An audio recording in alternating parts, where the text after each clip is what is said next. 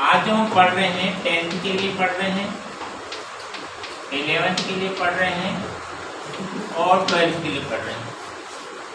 ठीक है, 10th के लिए ये जो हो जाएगा थोड़ा सा एडवांस हो जाएगा कि जो चीज़ें उनको आगे सीखनी है आने वाले क्लासेस में वो अभी से सीख जाएंगे। दूसरा जो 11th है और 12th है इनके लिए तो ये कंपलसरी है कि ये चीज़ें आनी चाहिए। जब हम ऑर्गेनिक केमिस्ट्री की बात करते हैं,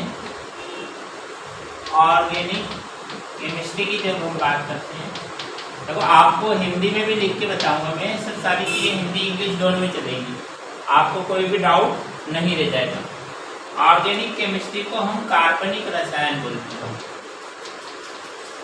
क्या बोलते हैं हम? कार्बनिक रसायन बोलते हैं। तो ये होता क्या है? तो अभी जैसे मैं आपको बता रहा था कि जब हम इसके परिचय की बात करते हैं, परिचय मतलब हम यदि इंट्रोडक्शन की बात करते हैं तो हमारे आसपास कार्बनों के जो कंपाउंड्स है, कार्बन के जो कंपाउंड्स है उसकी एक बहुत लंबी विस्तृत श्रृंखला है। हम जितने भी पेट्रोलियम यूज करते हैं,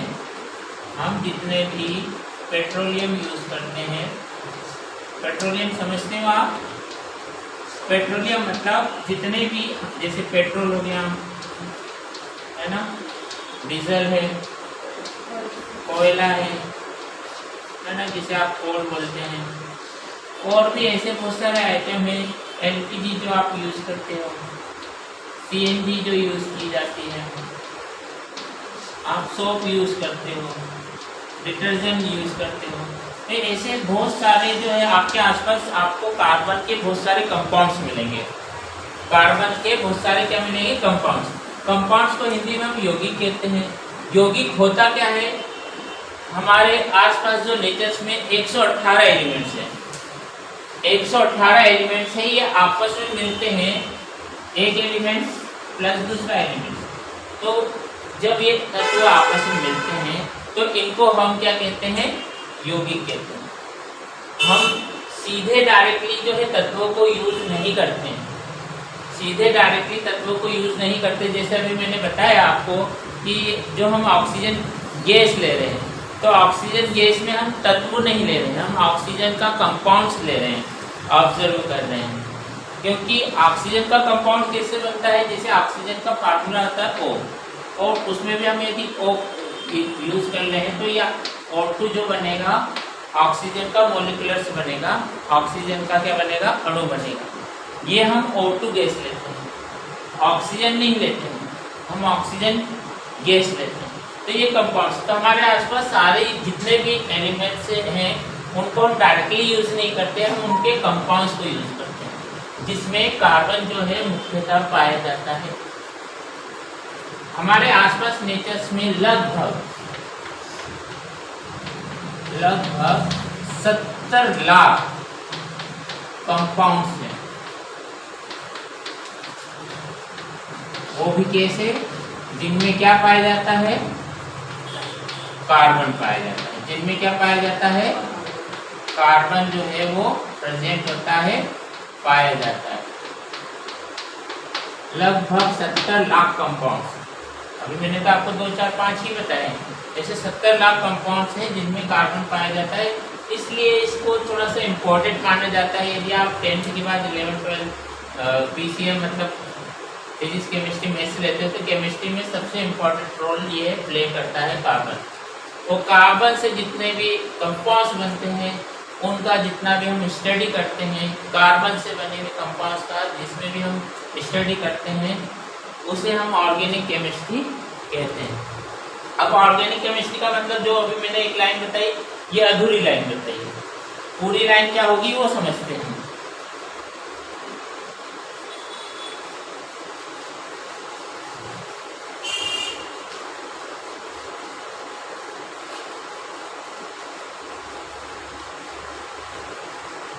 पूरी लाइन में हम यदि बात करें ऑर्गेनिक केमिस्ट्री की, तो सबसे पहले जब आता है हमारा जो, वो आता है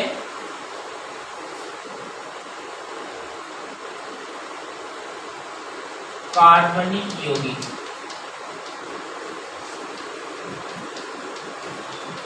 क्या कहते हैं हम इन्हें? कार्बनिक यौगिक। इट मीन टू से यदि इंग्लिश बोले तो हम इन्हें क्या बोलेंगे? Organic compound.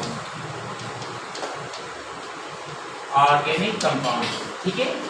केवल कार्बन की बात करेंगे तो carbon is not the compound, carbon is only element, है ना। तो ऐसे कौन से एलिमेंट्स होंगे जो कार्बन के साथ मिल रहे होंगे तब जाके कंपाउंड्स बन रहा है। तो जब मेनली हम बात करते हैं ऑर्गेनिक केमिस्ट्री की, तो इसमें ज़्यादातर जो यूज किया जाता है वो यूज किया जाता है H। क्या यूज किया जाता है? H। H बोले तो क्या बोलते हैं? सभी को पता होगा आपको, हाइड्रोजन, ठीक है। तो ऐसा कहा जा सकता है कि जहाँ कार्बन और इसकी बात करेंगे हम हाइड्रोजन, इन दोनों से जो मिलकर बनते हैं, इन दोनों से जो मिलकर बनते हैं उन्हें हम क्या कहते हैं? हाइड्रोकार्बन। क्या कहते हैं हम इन्हें? हाइड्रोकार्बन, ठीक है। इसे इंग्लिश में भी यही कहते हैं, हाइड्रोकार्बन, ठीक है। हम जब कार्बन और हाइड्रोजन की बात करते हैं तो कार्बन और हाइड्रोजन मिलकर ही बहुत सारे कितने?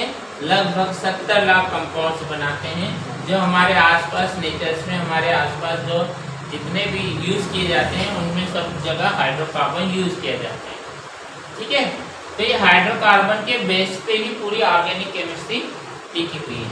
तो हम इसके अच्छे से एक डेफिनेशन लिख देते हैं। अभी आपको इतने समझ में आ गया कि कार्बन और हाइड्रोजन को मिलाकर हाइड्रोकार्बन बनते हैं। तो इसकी एक अच्छी सी डेफिनेशन जिसे आपको भी लिखना है ना, तो कॉपी पेन आप उठा लीजिए और इसकी जो है इंग्लिश में भी लिखेंगे और हिंदी में भी लिखेंगे कि हाइड्रोकार्बन कहते किससे, ठीक है।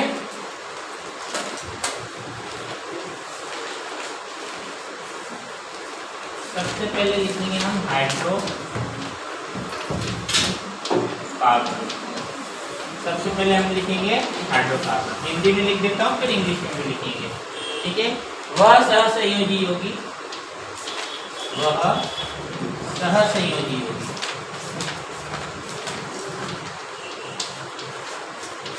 वह सहसंयोजी यौगिक, ठीक है। वह सहसंयोजी यौगिक जिनमें मुख्यतः क्या पाया जाता है? अभी बताया आपको, जिनमें मुख्यतः कार्बन, हिंदी लिख रहा हूँ तो हिंदी लिख देता हूँ पूरा, कार्बन और क्या पाया जाता है? हाइड्रोजन।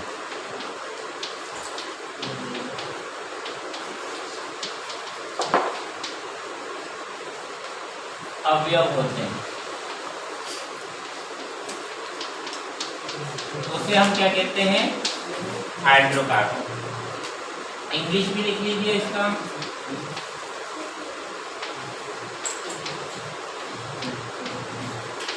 कि हाइड्रोकार्बन हम किसे कहते हैं, इसका इंग्लिश भी लिख लीजिए। Hydrocarbon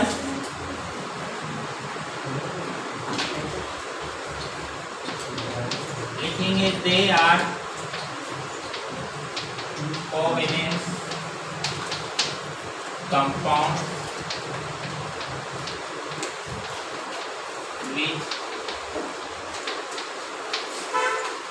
has main components are carbon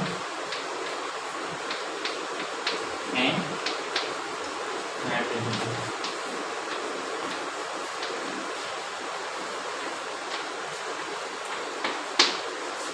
ठीक है, तो आप इसको साथ में कॉपी भी कर लीजिए कि हाइड्रोकार्बन किसे कहते हैं? ऐसे कोवेलेंट कंपाउंड सहसंयोजी यौगिक जिनमें मुख्यतः कौन सा कंपोनेंट्स पाया जाता है? कार्बन एंड क्या पाया जाता है? हाइड्रोजन। ऐसे कंपाउंड्स को हम क्या कहते हैं? हाइड्रोकार्बन कहते हैं, ठीक है। ये अच्छे से क्लियर हो गया होगा आपको। अब एक और चीज आता है कि भैया ऑर्गेनिक कंपाउंड्स किसे कहते हैं? ये तो हाइड्रोकार्बन बताया मैंने। हमारा एक मेन जो डेफिनेशन आ रहा है वो कि ऑर्गेनिक कंपाउंड्स किसे कहते हैं, तो यहाँ पे लिखेंगे हम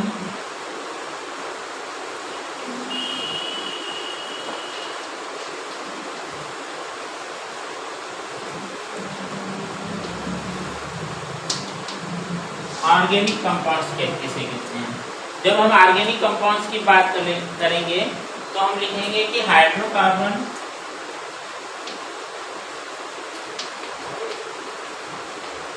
एवं उसके व्युत्पन्नों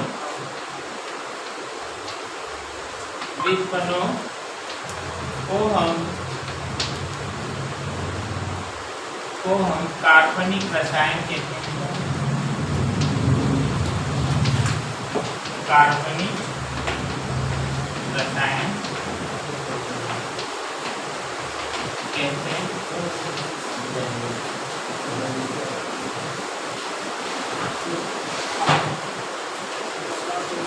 इसका इंग्लिश भी लिख लेंगे हम।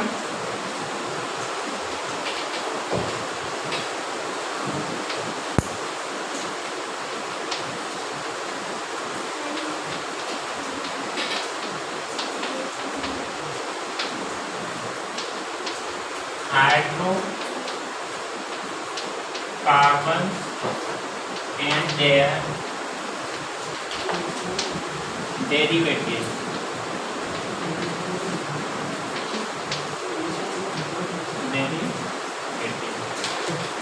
called organic compound। ये लिख लीजिए जल्दी से। कुछ एग्जाम्पल भी लिख देता हूँ। एग्जाम्पल ऊपर लिख दूँ। एग्जाम्पल ऊपर लिख रहा हूँ, ठीक है।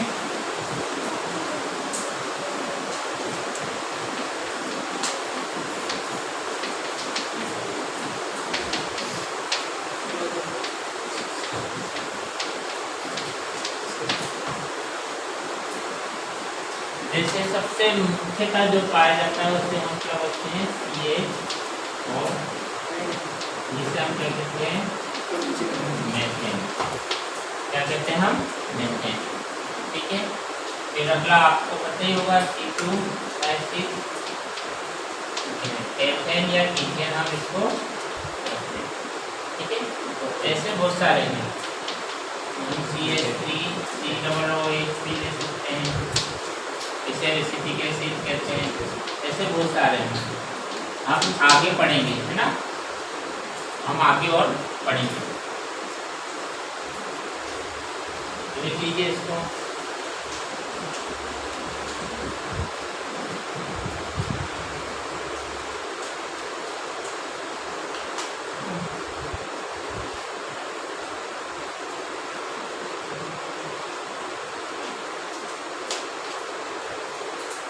गिर नहीं जाए, देखना जरा से टिका हो।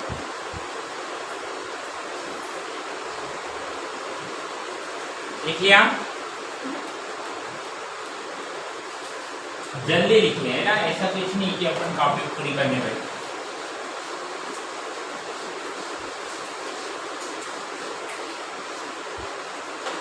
देखो भैया स्टूडेंट सारे ध्यान से सुने, मैंने यहाँ पर आपको सारे पॉइंट्स लिखे हैं। ऑर्गेनिक केमिस्ट्री में आपको क्या क्या पढ़ना है। सबसे पहले क्या लिखा मैंने, इंट्रोडक्शन। तो आपको समझ में आ गया होगा कि भैया क्या परिचय है इसका, ऑर्गेनिक केमिस्ट्री में होता क्या है। ऑर्गेनिक केमिस्ट्री में क्या होता है, कार्बन होता है एक एलिमेंट से और हाइड्रोजन होता है। इन दोनों से मिलकर जितने भी कंपाउंड्स बनते हैं हम उनको हाइड्रोकार्बन्स कहते हैं। और जब हम ऑर्गेनिक कंपाउंड्स की बात करते हैं तो इसके डेरिवेटिव्स आते हैं। तो यहाँ पे एक शब्द आया है डेरिवेटिव्स। डेरिवेटिव्स का मतलब ये होता है, जैसे हमने बोला टाइम, टाइम को हम कैसे शो करते हैं जनरली, यदि हम स्टडी करते हैं तो सेकंड से, है ना, मैं तो इससे यूज करते हैं। इसका डेरिवेटिव क्या होगा, कभी कभी हम आवर्स बोल देते हैं, बोलो हाँ, मिनट्स भी बोल देते हैं, मगर सब दिखा क्या रहे हैं आपको, टाइम।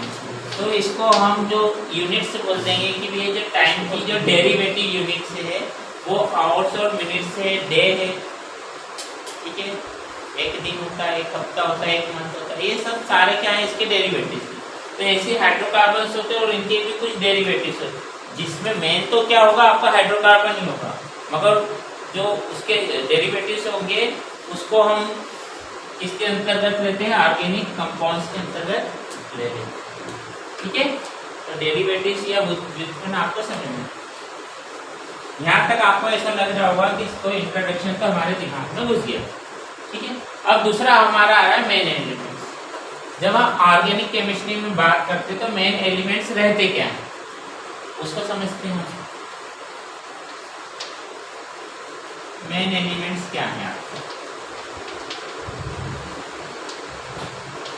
मेन एलिमेंट्स हिंदी बोले तो क्या बोलेंगे इसको, मुख्य तत्व। मुख्य तत्व कौन कौन से होते हैं, तो इसमें मुख्य तत्व होता है भैया, सबसे पहले तो हम किसको पकड़ेंगे, कार्बन को,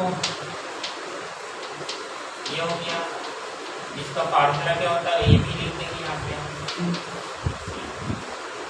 दूसरा मुख्य तत्व आता है, इसमें क्या ले लेते हैं हम, हाइड्रोजन ले लेते हैं, इसको हिंदी में भी लिख देते हैं, इसका सिंबल बना देते हैं। इसके अलावा भी आते हैं, इसके अलावा और क्या क्या आते हैं वो देखने हैं। इसके बाद आ जाता है ऑक्सीजन, क्या जाता है ऑक्सीजन। स्पेलिंग की मिस्टेक हो सकती, थोड़ा सा देख लेना, हेलो ऑक्सीजन, जिसका फॉर्मूला क्या है O, ठीक है। एक और आता है नाइट्रोजन, जिसको हम हिंदी में भी नाइट्रोजन ही बोलते हैं,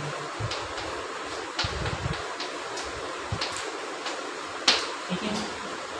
इसके अलावा भी एक और आता है, इसको हम हेलोजन बोलते हैं, क्या बोलते हैं, इसको हिंदी में भी हेलोजन बोलते हैं। इसका सिंबल X होता है, इसका सिंबल क्या होता है X। सर ये क्या है, ये तो हमको दिख रहा है पेरियोडिक टेबल में, ये भी हमको दिख रहा है पेरियोडिक टेबल में, ऑक्सीजन भी दिख रहा है हमको पेरियोडिक टेबल में, नाइट्रोजन भी दिख रहा है हमको पेरियोडिक टेबल, ये नहीं दिख रहा हमको पेरियोडिक टेबल में, ठीक है। तो इसके लिए एक अलग से ही नंबर बना हुआ है। देखिए हम एक ग्रुप है जो कि फ्लोरीन से स्टार्ट होता है, कहाँ से स्टार्ट होता है, फ्लोरीन से, ठीक है। दूसरा क्या आता है इसमें, क्लोरीन, तीसरा ब्रोमीन, चौथा आता है आयोडीन। ये जो पूरा ग्रुप है इसी को हम क्या कहते हैं, हेलोजन। कौन सा ग्रुप कह देते हैं हम इसको, हेलोजन, ठीक है। एक मिनट से जब हम ऑर्गेनिक केमिस्ट्री पढ़ेंगे तो हमको कार्बन के साथ हाइड्रोजन का बॉन्ड पढ़ना पड़ेगा, ऑक्सीजन का बॉन्ड पढ़ना पड़ेगा, नाइट्रोजन का बॉन्ड पढ़ना पड़ेगा और हेलोजन का बॉन्ड पढ़ना पड़ेगा। हेलोजन मतलब केवल एक एलिमेंट नहीं, कितने हैं, 1 2 3 4, 4 एलिमेंट्स। तो इनको भी आप राइट आउट कर लें, ठीक है।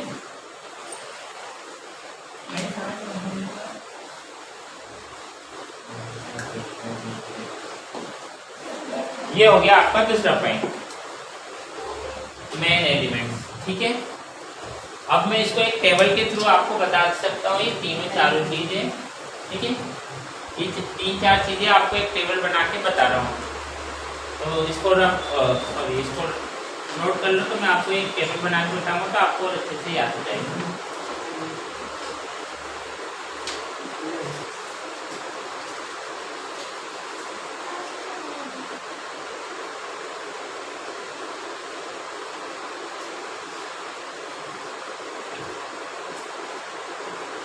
लिख लिया, नहीं भी लिखा है तो दूसरे को वापस से राइट डाउन कर लेना।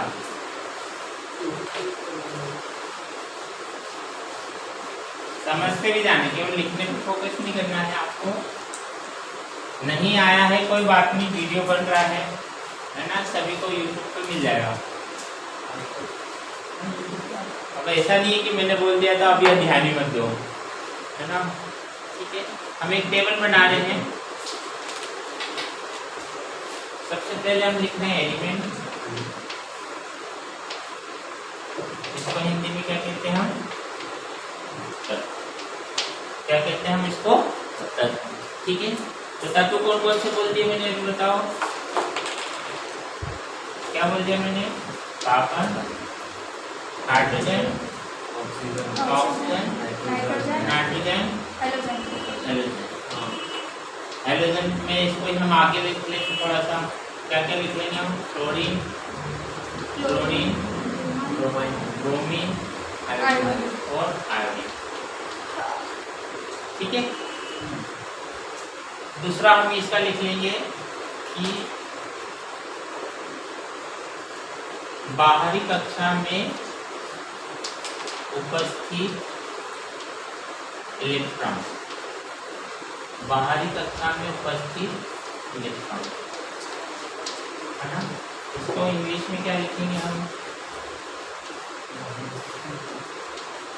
Electron, electron is present in,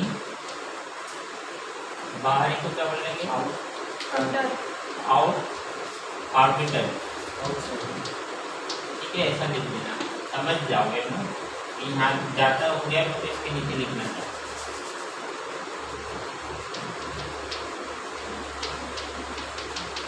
ठीक है, तो देखें कार्बन का जब हम एटम स्ट्रक्चर बनाते हैं तो कार्बन का जो बाहरी कक्षा में कितने इलेक्ट्रॉन है, इसका एटॉमिक नंबर कितना है? 6। वो भी ऊपर लिख देते हैं, है ना, आपको अच्छे से कर लीजिए। एटॉमिक नंबर कार्बन का कितना है? 6। हाइड्रोजन का 1, ऑक्सीजन का 8, नाइट्रोजन का 7 की 7 और हेलोजन का बता दी। ठीक है, इनका सभी का आ जाएगा अलग अलग। तो अभी हम लिख देते। फ्लोरीन का कितना है बताओ, जल्दी बताओ। 9। फ्लोरीन का कितना है? 17। ठीक है, उसी के ठीक नीचे ब्रोमीन का कितना है देखो जरा, 35, है ना। और आयोडीन का कितना है देखो उसी के ठीक नीचे, 53। इस चीज की जरूरत नहीं पड़ने वाली, मेरे को आपको यहाँ पे जो हम लिखेंगे वहां पे जरूरत पड़ने वाली। तो अभी क्या लिखेंगे हम देखते हैं। इसकी बाहर ही जो ऑर्बिटल से, आउटसाइड वाला ऑर्बिटल से, उसमें कितने इलेक्ट्रॉन आएंगे? आप सभी को पता है कि जब हम स्ट्रक्चर बनाते हैं तो पहले ऑर्बिटल में कितने होते हैं? 2। कितने बच गए? 4। तो यहाँ पे कितने लिखते हैं हम? 4। सभी को पता है इतना, इसका तो पता ही है आपको, एक ही आएगा। इधर 8 है तो पहले ऑर्बिटल में कितने होंगे बताओ? 2। तो बाहर वाले में कितने बचे? 6। समझ में आ रहा होगा आपको? ठीक है, नाइट्रोजन का कितना? पहला ऑर्बिटल में 2 तो बचे कितने? 5। ठीक है, इधर जनरली कितना बचता है? 1 बचता है, मुझे ऐसा लग रहा है कि 5 बचता है। देखो जरा, सभी का हम लिख लेंगे, है ना। अभी 1 बचे। फ्लोरीन का कितना बचेगा? 1, 2 और 8, 10 और 7 बचेगा। यहाँ पे हर किसी का कितना आएगा? 7 आएगा। इसका भी 7 आएगा, इसका भी 7 आएगा, इसका भी 7 आएगा। ठीक है, आप अच्छे से एक बार टेबल पढ़ोगे तो आ जाएगा। इसमें आउटसाइड ऑर्बिटल्स में आपको 7 आएंगे। एक मैं बता देता हूँ फ्लोरीन का। फ्लोरीन का कितना बच रहा है देखिए, 2। पहले ऑर्बिटल में कितने हुए? 2। और दूसरे में कितने बचे? 7 बचे ना। किसी ऐसी क्लोरीन का भी आएगा आपको, क्लोरीन का भी बता देते हो, देखो आप बोर्ड पे एक बार वापस ध्यान से। क्लोरीन का कितना है 17, पहले में कितने हुए, दूसरे में 8 हो जाएंगे। अब कितने बचे 7, है ना। तो इनका मेन जो आएगा बाहरी कक्षा में कितने इलेक्ट्रॉन्स आएंगे 7। ये आगे होगा आपको समझ में अच्छे से, ठीक है। इसमें ही लेविस, ये जो लेविस डॉट सिंबल, लेविस था एक रसायन शास्त्री, उसने बताया था कि भैया ये लेविस डॉट सिंबल क्या होता है, तो वो मैं बता रहा हूँ आपको, है ना। यहाँ पे लिख रहा हूँ LDS, क्या लिख रहा हूँ मैं LDS, क्या तो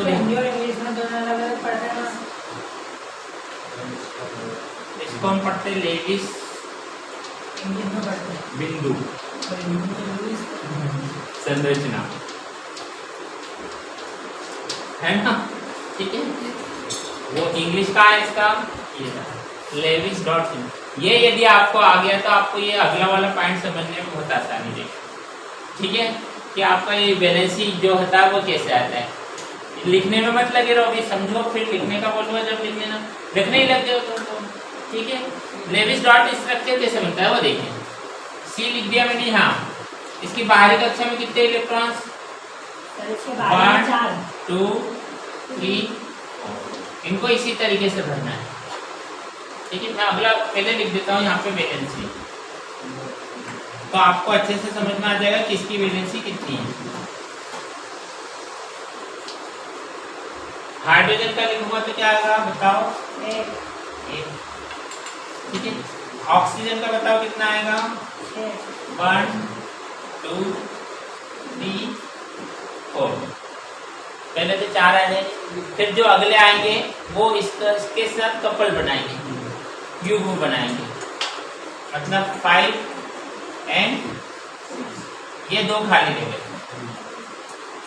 ठीक है। इसकी वैलेंसी कितनी हो जाएगी,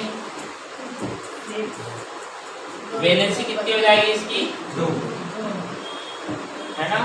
इसकी वैलेंसी कितनी हो जाएगी 1, इसकी वैलेंसी कितनी हो जाएगी।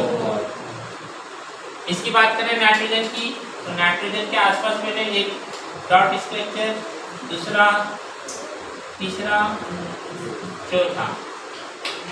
अब कितने बाहरी इलेक्ट्रॉन्स 1, तो इसकी वैलेंसी कितनी रहेगी। ये वैलेंसी जब आप कोई सा कंपाउंड्स का नाम लिखते हैं, इससे कैसे क्या यौगिक बनेगा, तो ये वैलेंसी बहुत ज़्यादा इम्पोर्टेंट रोल प्ले करती है, वो भी हम आगे समझेंगे, ठीक है।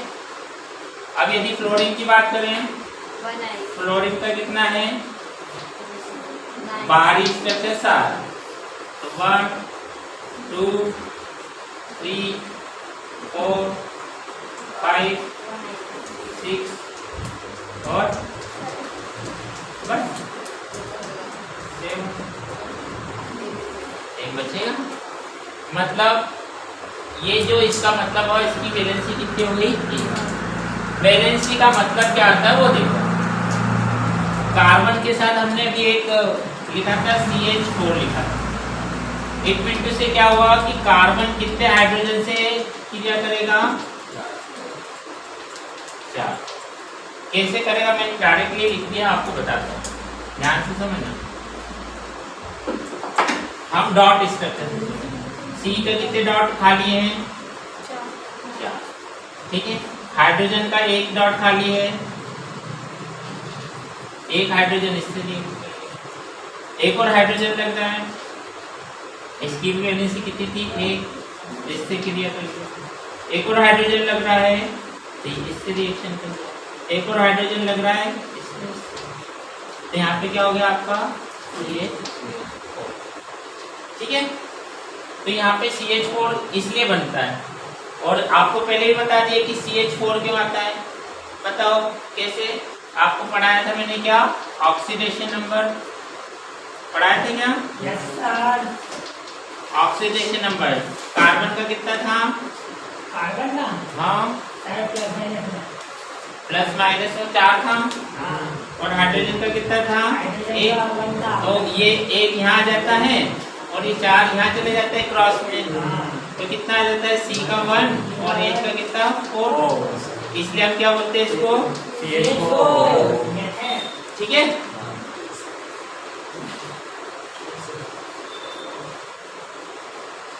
एक और चीज इसमें पढ़ लेते हैं हम, वैलेंसी आपको समझ में आ गई? सर वैलेंसी को हिंदी में क्या बोलते हैं? हाँ बता देता हूँ, वो भी लिख देता हूँ। इसको हम हिंदी में बोलते हैं स्ट्रक्चर तो संरचना, वैलेंसी को बोलते हैं संयोजकता। क्या बोलते हैं हम इसको? संयोजक, ठीक है। हाँ समझना। स्ट्रक्चर कैसा बनेगा? कार्बन का स्ट्रक्चर इस तरीके से बनेगा, 4 है इसलिए। हाइड्रोजन का स्ट्रक्चर कैसा बनेगा?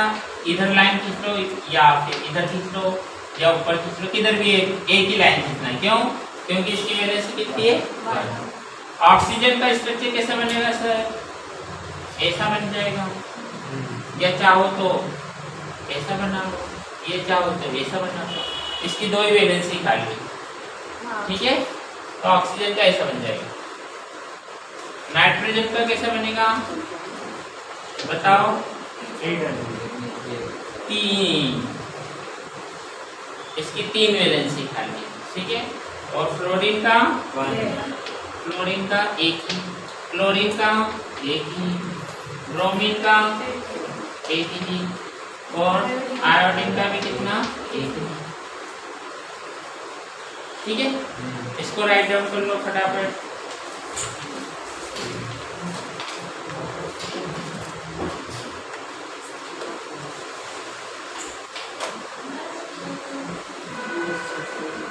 इसमें एक और चीज राइट डाउन कर लेना,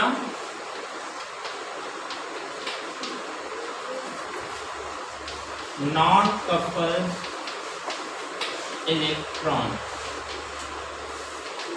ठीक है। यही रिएक्शंस करते हैं, इज रिस्पॉन्सिबल फॉर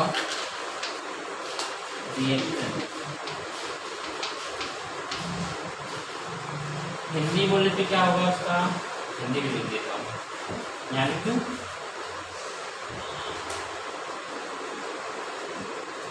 अयुग्मित इलेक्ट्रॉन्स की क्रिया के लिए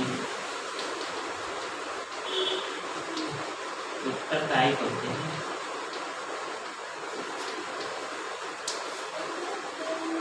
यह भी लिख लेना साथ में, है ना।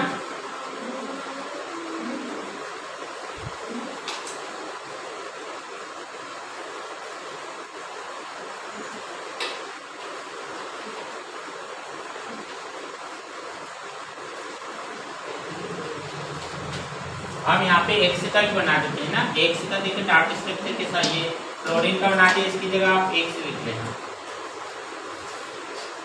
तो ज़्यादा अच्छा है, 4 हो जाए।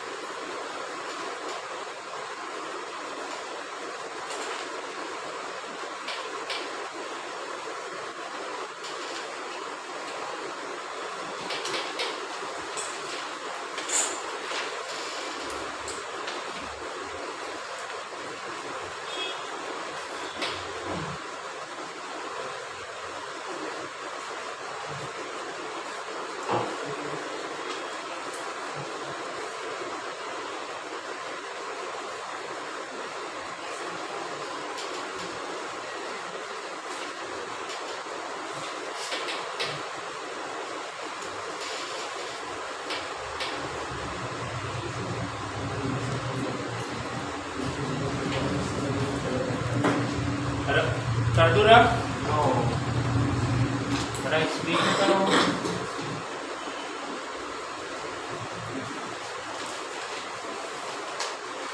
यहाँ तक सभी को समझ में आ गया होगा। अंकिता, यस और नो? यस। समझ?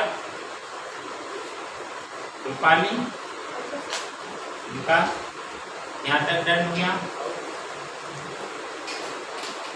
थोरमल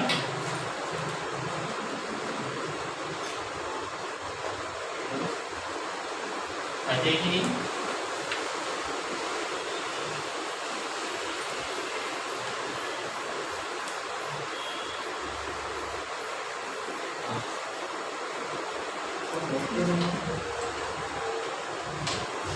non-coupled electrons is responsible for reaction.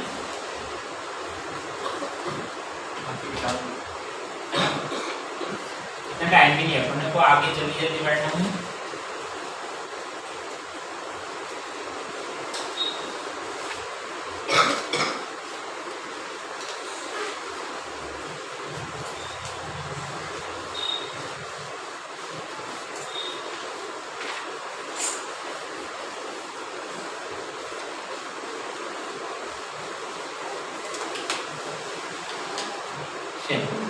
आगे हम देखते हैं कि देखिए यहाँ तक हो गया आपका चाहे वैलेंसी है ना, वैलेंसी भी हो गया।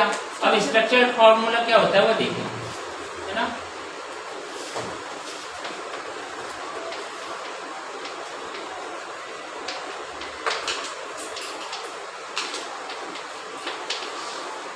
इसको हम हिंदी में क्या बोलते हैं? संरचना सूत्र। संरचना सूत्र क्या होता है हिंदी में? तो ऐसे बोल के लिखा और लिख लो जरा, हिंदी मीडियम वाले लिखना चाहे तो, ठीक है। किसी यौगिक के एक अणु में उपस्थित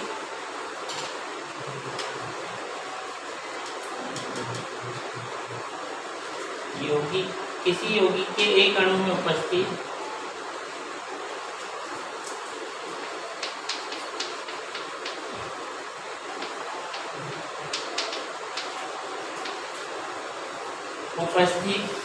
परमाणुओं की व्यवस्था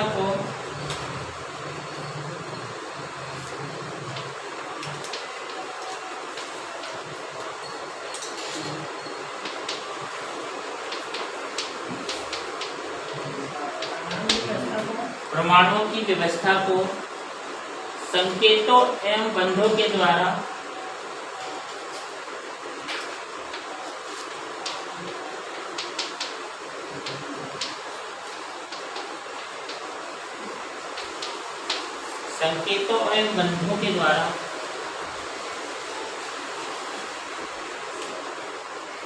व्यक्त करना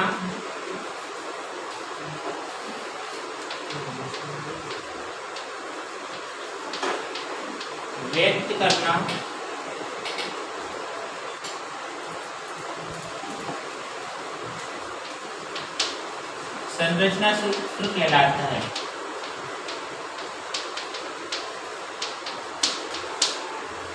संरचना सूत्र कहलाता है।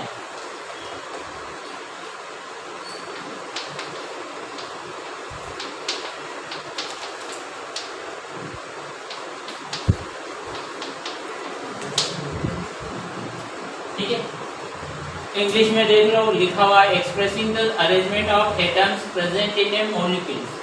किसी भी मॉलिक्यूल्स में, किसी भी अणु में प्रेजेंट एटम्स परमाणुओं की संख्या का अरेंजमेंट किसके द्वारा बताना?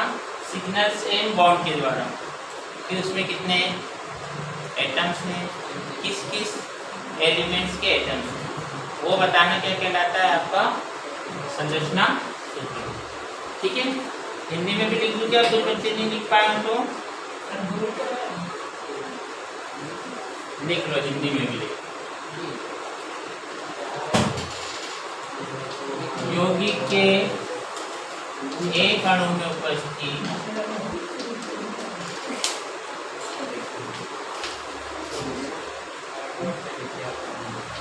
इलेक्ट्रॉनों की व्यवस्था को, ठीक है, किसके आधार पर? संकेत और बंधों के द्वारा व्यक्त करना।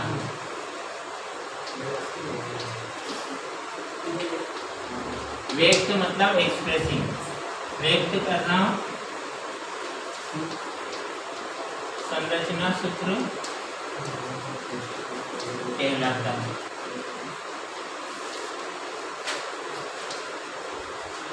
आगे अब अच्छे से समझिए, ठीक है। अब कुछ एग्जाम्पल लेते हैं, आपका भी एक टेस्ट लेते हैं क्योंकि आपको आए कि नहीं, पहले एक तो बता देते हैं कि किसका कैसा संरचना सूत्र बनेगा, है ना। फिर हम अगला पॉइंट पढ़ेंगे टाइप्स ऑफ कोवेलेंस बॉन्ड, है ना।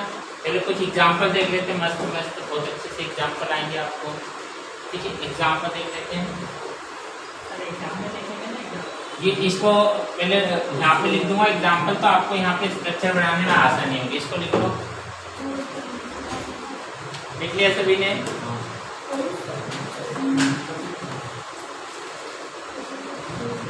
किसी को कोई भी दिक्कत आए तो अपने पास कॉपी में लिख लेना क्या दिक्कत आ रही है, आज ही सॉल्यूशन होगा, है ना।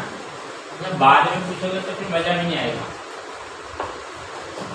कुछ एग्जाम्पल है, हम वो लिख लेते हैं।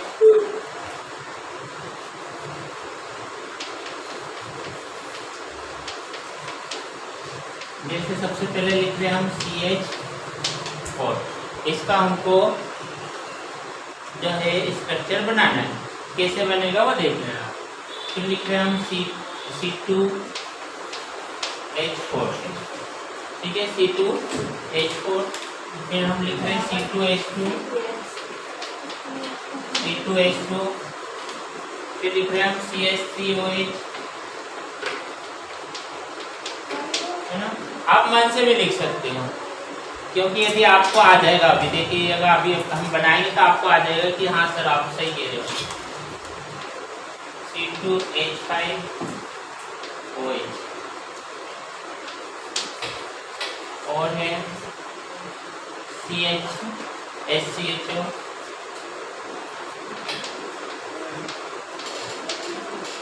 और एक और एग्जाम्पल देख लेते हैं, CH3।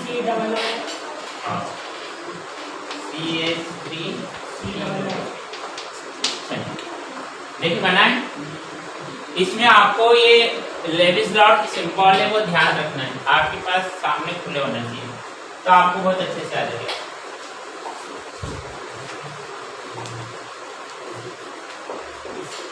करें स्टार्ट। पहला देखते हैं, पहला क्या लिखा है सी में कितने डॉट हैं, 4। हाइड्रोजन कितने हैं, 4, ठीक है। तो कहाँ एक हाइड्रोजन यहाँ जोड़ दूं, एक हाइड्रोजन यहाँ, एक हाइड्रोजन यहाँ। अब इसको डॉट की जगह हम इस तरीके से लगा दें। ये तो पहले बता दिया था आपको, ये तो बहुत इजी है। दूसरा देखते हैं, दूसरा वाला क्या है बताओ, C2H4। तो C कितना लिख लूंगा मैं, 2। अब इसके बॉन्ड बना लेता हूँ तो आपको अच्छे से समझ में आएगा।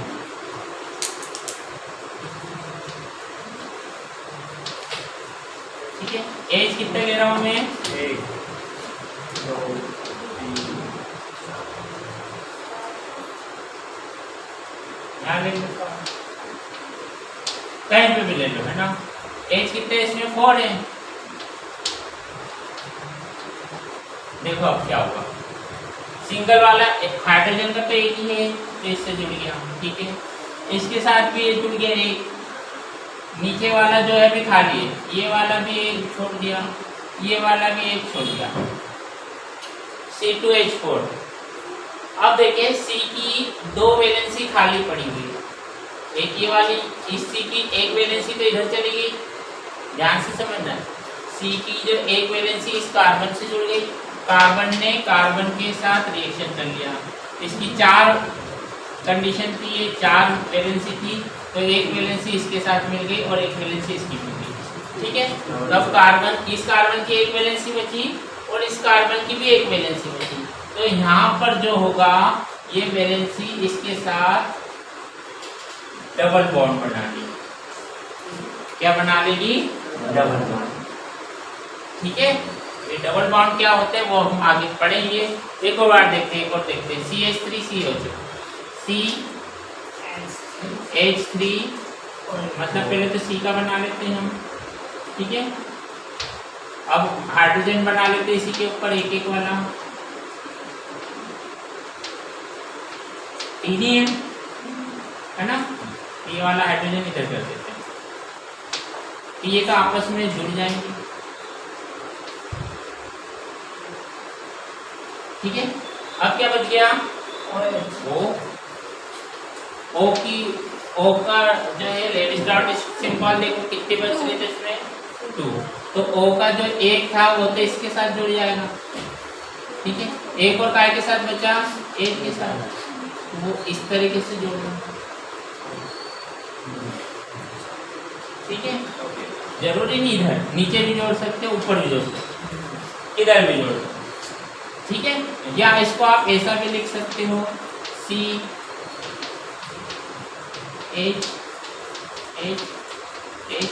इधर OH जोड़। ठीक है, ऐसा भी लिख सकते हो और आप ऐसा भी लिख सकते हो। अगला देखें क्या लिखा है, C कितने इसमें? ठीक है, अब आपको बताएं, H लिख दूं इसमें, ऊपर लिख दूं, इधर, और ये तो C से C जुड़ गया, एक इधर, एक इधर, इधर क्या लिख दूं? OH। अरे भाई, है ना, ये आपको भी आ गया होगा, देखो है ना।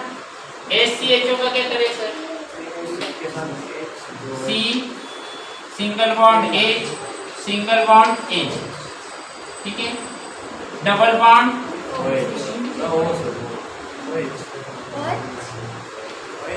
है ना, सॉरी OH सिर्फ वो आएगा। सिर्फ O आएगा, OH नहीं पड़ा। ठीक है, O के साथ क्या बचेगा? Double bond. इसको आप इस तरीके से बनाओगे तो और अच्छे से समझ में आएगा। C के साथ कितने स्ट्रक्चर हैं? 4। एक हाइड्रोजन इससे जुड़ गया, एक हाइड्रोजन इससे जुड़ गया। ऑक्सीजन के कितने स्ट्रक्चर खाली बचे थे? देखो कितना था इसका लेविस डॉट स्ट्रक्चर, कितने थे आखिरी कक्षा में? कितने थे? 6 इलेक्ट्रॉन्स, 6 थे। 1 2 3 4 5 ऐसा कुछ था ना, 5 और ये 6। तो ये 2 बज गए, तो इसके 2 इसके साथ ऐसा बॉन्ड बनाने। एक बिंदु से इसको हम ऐसा लिख सकते हैं। ठीक है, अरे तो समझाने की भैया इसके साथ ऐसे ही क्यों हुआ? क्योंकि इसके 2 वैलेंसी बची थी, इसकी 2 वैलेंसी बची। तो ऐसे समझाने के लिए मैं बता रहा हूँ कि जब आप प्रैक्टिस करो तो ऐसे डॉट स्ट्रक्चर बना के प्रैक्टिस करोगे तो आपको थोड़ी सी तकलीफ होगी लिखने में, मगर समझ में अच्छे से आएगा। ठीक है, ओके, एक और बना के देखते हैं। क्या बचा आपके पास? CH 2 C दिख रहे हैं आपको इसमें, 2 C दिख रहा है। ठीक है, और 2 H इधर लिख देता हूँ, एक H इधर, एक H इधर। इसकी एक वैलेंसी तो इधर चलेगी, कितनी वैलेंसी बची बेचारे की? 3।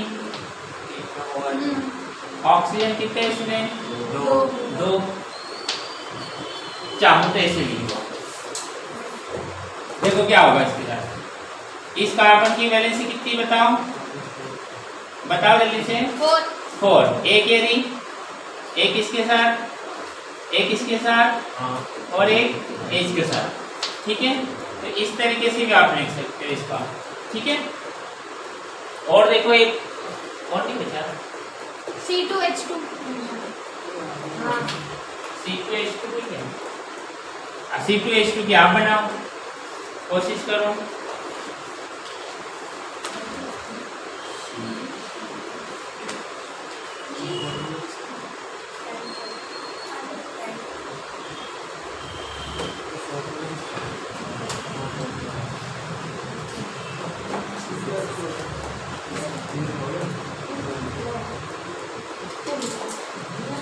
बनेगी क्या? तुमसे नहीं बनेगी शायद। देखो C कितना है आपके पास? 2। H कितना है आपके पास? 1। समझ लेना इधर, फिर गड़बड़ हो जाएगी। यदि सुन लो, यहाँ पे एक और C होता तो डबल बॉन्ड हो जाता। तो कार्बन की वैलेंसी कितनी बची यहाँ पे? देखो एक तो इससे जुड़ गया, एक इससे जुड़ गया, मतलब 2 वैलेंसी इसकी बची और 2 वैलेंसी इसकी बची। ध्यान से समझना है। हाँ, कार्बन की ये 2 वैलेंसी, ये हो गई 1 और ये हो गई 2। ये इसकी 1 और इसकी 2, ये इसकी 1 और इसकी 2। देखो कार्बन का स्ट्रक्चर कैसे बना है। ये कार्बन है हमारे पास, एक H यहाँ जुड़ गया, ये कार्बन है हमारे पास, एक H यहाँ जुड़ गया। ठीक है, अब ये वाला जो देखो, इससे तो बॉन्ड बन गया, ये वाली लाइन यहाँ पे कर दी। ठीक है, ये वाली लाइन यहाँ पे कर दी और ये वाली लाइन भी मैंने यहाँ कर दी 8 बिंदु से, और ये वाली लाइन भी मैंने यहाँ कर दी, और ये वाली लाइन ऊपर कहाँ है, ये वाली लाइन भी मैंने नहीं समझ में आया। एक और बात हमको दिख ही नहीं रहा। ऊपर यहाँ लिखता हूँ, ये C2H2 की 3 बॉन्ड के मारी वो समझना। एक C बनाया मैंने, एक H यहाँ लिख दिया और ये खाली पड़ा है। एक C बनाया और एक H यहाँ लिख दिया और ये खाली पड़ा है। ध्यान से समझना, C के साथ C जुड़ गया तो एक लाइन तो आ गई फिर वाली। इसकी एक वैलेंसी बची तो वो इस पे आ गई, इसकी एक वैलेंसी बची तो वो इस पे आ गई, इसकी एक वैलेंसी बची तो इसी के साथ जुड़ गई, इसकी भी एक वैलेंसी इसके साथ जुड़ गई। या इसको 2 पार्ट में कर लो, ये वाली लाइन यहाँ आ गई, बोलो हाँ, ये वाली लाइन यहाँ आ गई, ये वाली लाइन यहाँ आ गई और ये वाली लाइन यहाँ आ गई। इसको हम सीधा जोड़, तो यहाँ पे कौन सा बॉन्ड बनेगा, ट्रिपल बॉन्ड। ठीक है, तो ये C2H2 का फार्मूला ऐसा लिख लो या ऐसा लिख लो, दोनों लिख लो। ठीक है,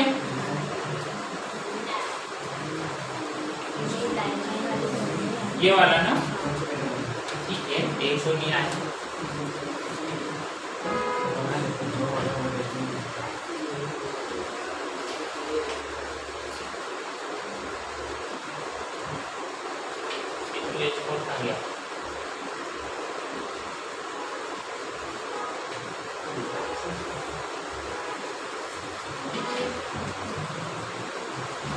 समझ में नहीं आया, एक बार और समझा देता हूँ आपको और अच्छे से समझ में आएगा, है ना।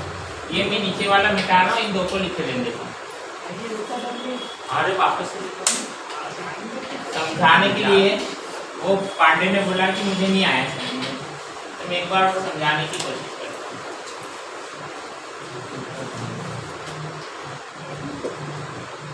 देख इसको पकड़ते हैं हम C2H4, ध्यान से समझना।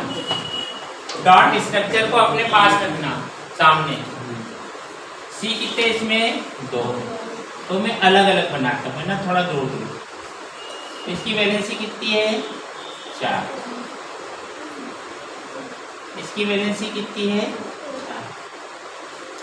H कितने हैं मेरे पास 4, तो एक यहाँ जोड़ दिया, एक इधर भी जोड़ दिया। ध्यान से समझना, एक यहाँ जोड़ दिया, एक यहाँ जोड़ दिया, है ना। अब देखो, अब बचे ही नहीं, H हो गए 4, 1 2 3 4। तो अब ये कार्बन की 2 वैलेंसी कहाँ जाएगी, तो ये कार्बन की जो एक लाइन है वो इसके साथ ऐसी आ जाएगी, ये वाली लाइन भी ऐसी आ जाएगी। अब ये दोनों टूटी हुई है, इनको जोड़, तो ये इस तरीके से बॉन्ड बना है। यहाँ पे कौन सा बॉन्ड हो जाएगा, डबल बॉन्ड, क्योंकि वैलेंसी खाली नहीं रहती है। ठीक है, अभी अगला देखते हैं, जैसे CH3OH है, ध्यान से समझना है।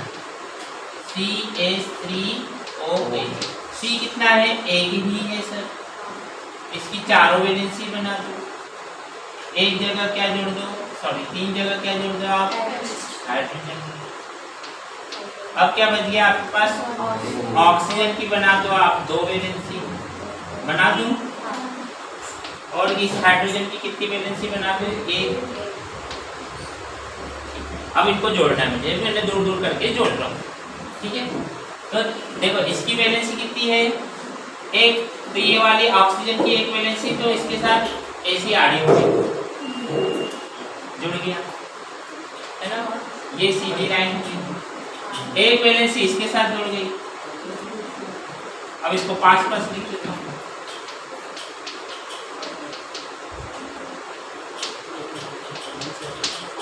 या ऐसा लिख देता हूँ,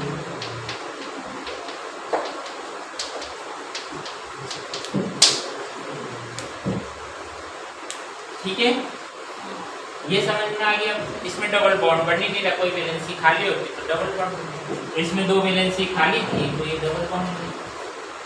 एक और समझते हैं, कौन सा समझ लिया हम, C2H5OH, ये वाला समझते हैं, है ना, ध्यान से समझना। C2 कितने, C कितने, दो, ये दो अलग अलग बना दो आप, बन गए सर। H कितने, 5, 1,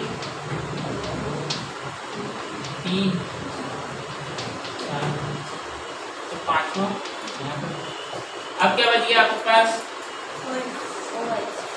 O, कहाँ लिख देता हूँ यहाँ, O की कितनी वैलेंसी है, 2, एक वैलेंसी तो हाइड्रोजन के साथ जोड़ देता हूँ, है ना, एक बच गई है, तो एक किसके साथ कनेक्ट हो जाएगी, ये वाला खाली पड़ा है बस, ये वाला खाली पड़ा है, और कोई सा खाली पड़ा है क्या, नहीं, तो इसके साथ जोड़ दूंगा, तो यहाँ पे क्या आ जाएगा मेरा O, ओके।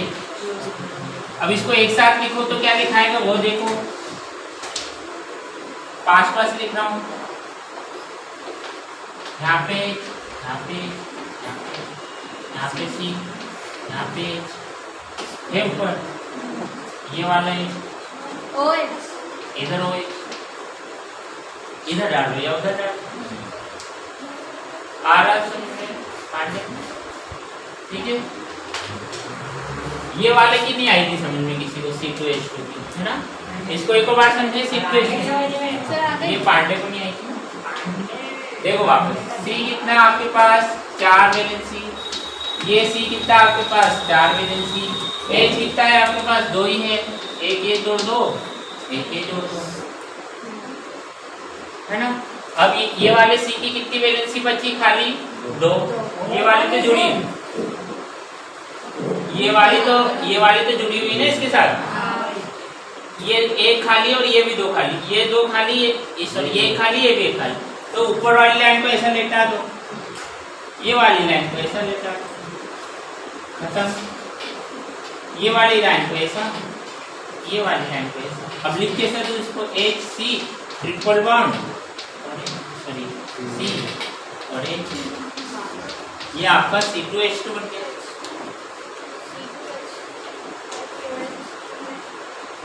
क्या बोल रहे हो, जोर से बोलो, नहीं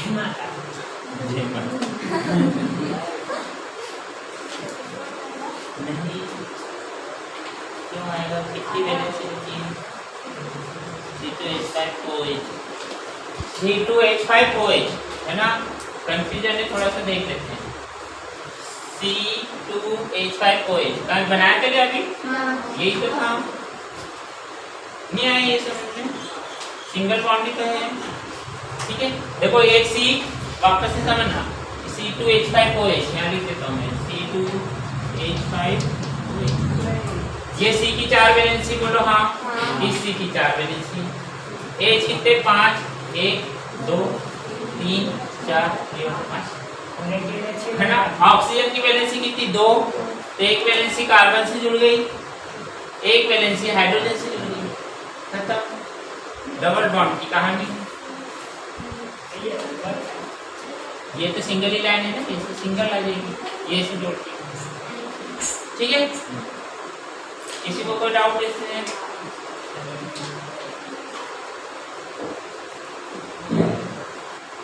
आगे अच्छे से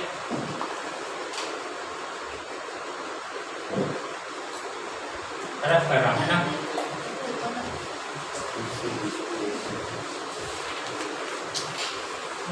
आपकी 11वीं 12वीं वालों की बुक में है बहुत सारे, है ना, तो इसको बना के देखोगे तो आपको बहुत अच्छी लगेगी और मजा भी आएगा। कब मजा आएगा, जब आपको आने लग जाएगा, है ना, ठीक है। एक और देखें, टाइप्स ऑफ कोवेलेंट बॉन्ड, अगला क्वेश्चन, इसको रख कर नहीं लिख देंगे,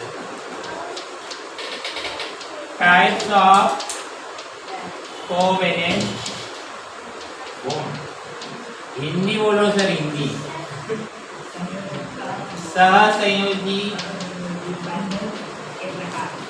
बंध के प्रकार। इसके दो प्रकार होते हैं, देखेंगे जरा ध्यान से। एक होता है सिग्मा और एक होता है पाई। सिग्मा हाँ ये कैसा बनता है और पाई तो आपको बचपन से करते हैं। तो क्या होता है सिग्मा और पाई वो समझते हैं हम। अभी हमने C2H2 का फार्मूला बनाया था। C क्या था बताओ? ऐसा था क्या? ऐसा था है ना? एक डबल बॉन्ड वाला बताओ। डबल बॉन्ड वाला कौन सा था हमारा? C2H4 का कैसा था बताओ? क्या लिखो? C डबल बॉन्ड फिर C फिर दो बार H और था ना? ऐसा था। ठीक है। और CH4 का क्या बताया बताओ? मैं A को लिख रहा हूँ। ये काय का बॉन्ड बनाया मैंने बताओ?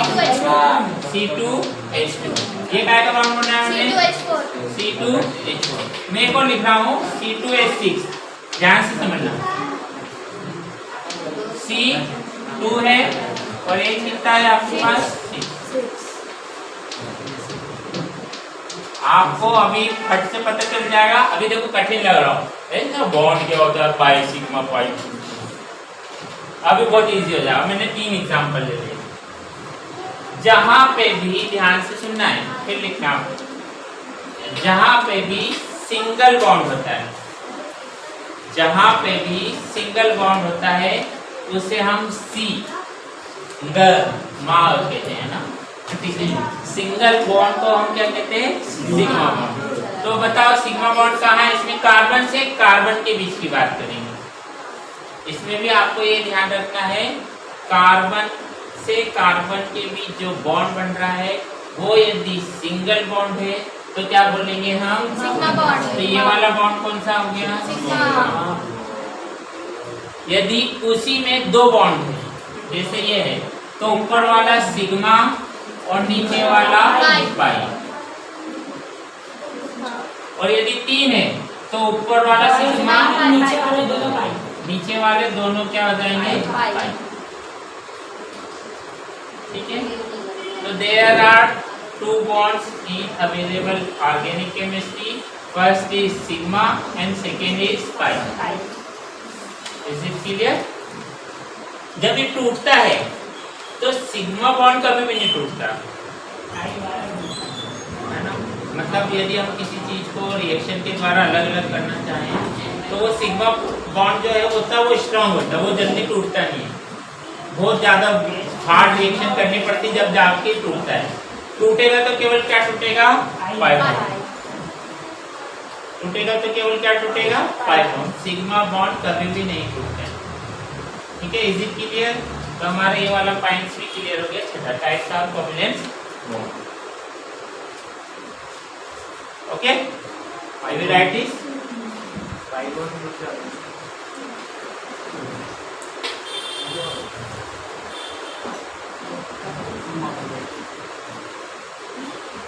चले आगे।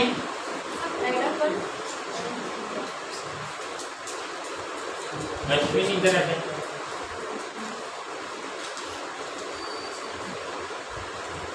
ये पांडे की तस्वीर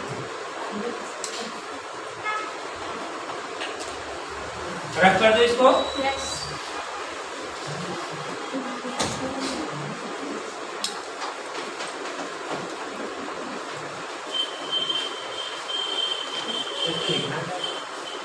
ये दिखा चल आगे चलते हैं। अगला क्या नंबर आ रहा है? 7वां, डिग्री ऑफ कार्बन। ये क्या होता है? 11th 12th के लिए बहुत ज्यादा इंपॉर्टेंट है और 10th वालों के एडवांस में है ना। 7वां पॉइंट समझते हैं हम, डिग्री ऑफ कार्बन। सर ये क्या होता है ना। तो आपने कभी कभी ये सुना होगा, ध्यान से सुनना है। हाँ वो भी बता रहा हूँ। हाँ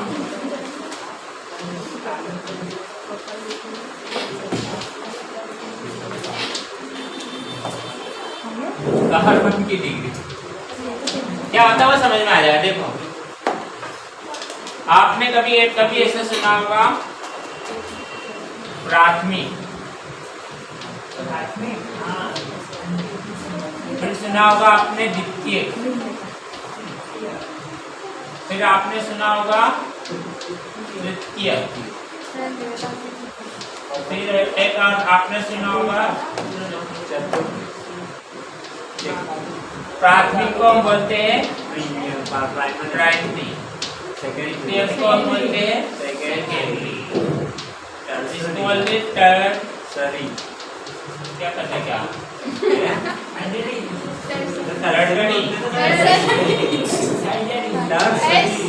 और एक होती है क्वार्टरली, ऐसा कुछ बोलते हैं।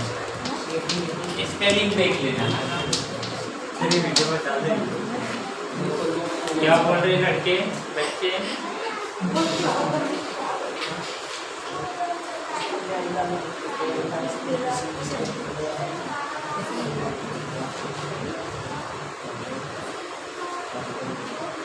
सही निकालने की जरूरत नहीं है।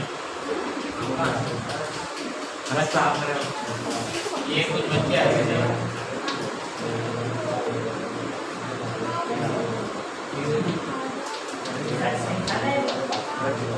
सही तो लिखा हुआ है।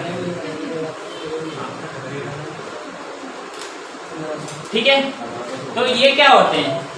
प्राथमिक कार्बन क्या होते हैं, द्वितीय कार्बन क्या होते हैं, तृतीय कार्बन क्या होते हैं और चतुर्थ कार्बन क्या होते हैं, ये आपको पता करना है।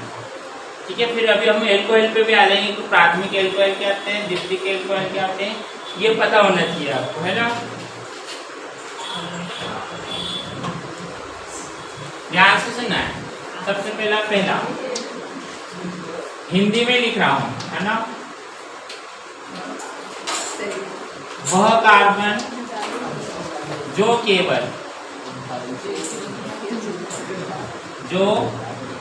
केवल एक ही कार्बन से जुड़ा हो, एक ही कार्बन से जुड़ा वो क्या होगा आपका प्राइमरी। विच कार्बन इंग्लिश लिख लेंगे, which carbon is attached with only one carbon, उसे हम क्या बोल देंगे? अभी एग्जाम्पल लेंगे तो समझ में आ जाएगा आपको, है ना। दूसरा क्या बोल देंगे? वह कार्बन जो केवल की जगह, एक की जगह क्या लिख लेंगे? दो। और इसमें क्या लिख लेंगे? 3। और इसमें क्या लिख लेंगे? 4। बाकी पूरा ऐसे लिखाएगा।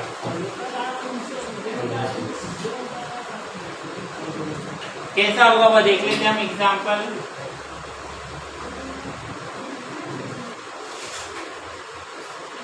समझा क्या रहे हो सर? हमको वही नहीं पता है, तो उसको समझ लेते हैं ना, उसको कि भैया समझा क्या रहे हो आप।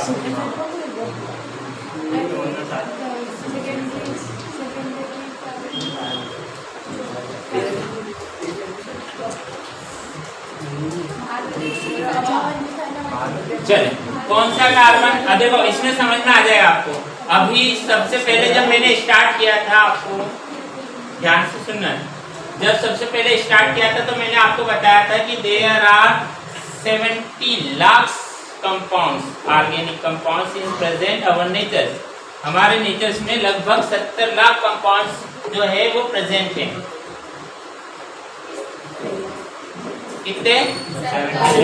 70 लाख कंपाउंड। तो वो 70 लाख कंपाउंड जो है केवल ऐसे नहीं प्रेजेंट है CH4 बस इतना सा, वो चेन सिस्टम में प्रेजेंट है। श्रृंखला बनी हुई, इनकी पूरी चेन बनी हुई है। ठीक है, जैसे चेन कैसी बनी हुई है आपने ऐसा सुना होगा कि भैया CH4 है, CH C3 H8 है, C4 H10 है, C5 H12 है, C6 H14 है, C7 H16 है, C8 H18 है, C9 H20 है, C10 और वैसे बहुत सारे। तो ये क्या बने C कितने 10। तो ये सारे कंपाउंड्स आपको इसी चेन सिस्टम में ही मिलेंगे। तो जब हम इनके नामकरण की बात करते हैं, कहीं हम लिखा हुआ पढ़ते हैं तो हमको सर के ऊपर से चले जाता है इसको ऐसा क्यों बोल रहे हैं, इसको ऐसा क्यों बोल रहे हैं प्राथमिक, इसको क्यों द्वितीयक क्यों बोल रहे हैं, तृतीयक क्यों बोल रहे हैं, किधर से बोल रहे हैं, समझ भी नहीं आता है ना। तो हमको वही सीखना है। प्राथमिक क्यों बोल रहे हैं वो देखो। प्राथमिक की क्या कंडीशन है कि भैया वह कार्बन जो केवल एक ही कार्बन से जुड़ा हो। चलिए इसको पकड़ते हैं। ये कितने कार्बन से जुड़ा है, एक कार्बन से। तो ये क्या हुआ बेचारा, इसकी डिग्री क्या हो गई 1। ये कितने कार्बन से जुड़ा है, 2। इधर से भी जुड़ा है, इधर से भी जुड़ा है, इसके कितने हो गए 2। ये बेचारा कितने कार्बन से जुड़ा, पकड़ो इसको, 1 2 3। इसकी डिग्री कितनी हो गई 3। तो इसको तृतीयक कार्बन बोल देंगे, टर्शियरी कार्बन बोल देंगे। क्या पूछ रहे हो। ये वाले कार्बन की बात करें तो कितने कार्बन से जुड़ा है, ये वाला, इसको पकड़ के देखते हैं एक। इसके ऊपर कितना लिख लेंगे यहाँ, प्राइमरी कार्बन। ये वाला कार्बन ये सारा 4 से जुड़ा, इसको क्या बोल देंगे क्वार्टरली कार्बन। ये वाला ये वाला 4, ये वाला ये वाला 2 से 3 का है 1 2। इसको पकड़ना है, ये कितने से जुड़ा है, इसको जोड़ के थोड़ी ना 3 बोलना है, इसको पकड़ के कितने से जुड़ा है 2। तो यहाँ पे कितना लिखते हैं, यहाँ पे 1, यहाँ पे 1। देखो अभी कुछ देर पहले आप ये बोल रहे थे सर बता क्या रहे हो, अभी समझ में आ गया कि भैया कौन सा प्राथमिक कार्बन है, कौन सा द्वितीयक है, कौन सा तृतीयक है। क्योंकि परिभाषा के अनुसार, डेफिनेशन के अनुसार हम यही बोल रहे हैं कि ये बीच कार्बन से बीच ओनली 1 कार्बन, जो 1 कार्बन से अटैच होगा उसको हम प्राथमिक कहेंगे या प्राइमरी कार्बन कहेंगे। ठीक है, इसी के बेस पे नाम जब हम लिखते हैं या पढ़ते हैं तो हमको याद हो जाता है। ठीक है, 10वीं वालों को आगे बहुत काम आने वाला है, बहुत इजी लगेगा आपको केमिस्ट्री। अभी 11th 12th वालों को थोड़ा टफ चलता है। ठीक है, राइट डाउन कर लो इसको।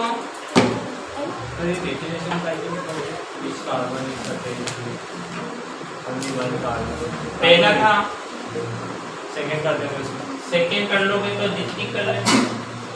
चारों डेफिनेशन आपको है ना, तो पाली सब कुछ मिल रहा है ना, पता चला कुछ छूट जाए तो पता चला गड़बड़ हो जाए, है ना।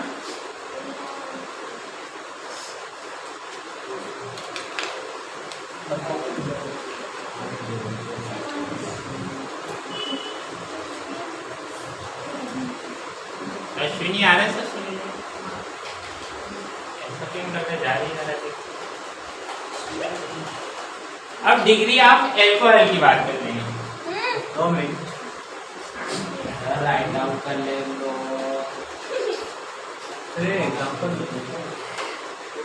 हाँ, ये भी उतारना एग्जाम्पल, नहीं तो समझ में नहीं आएगा क्या पढ़ा आपने।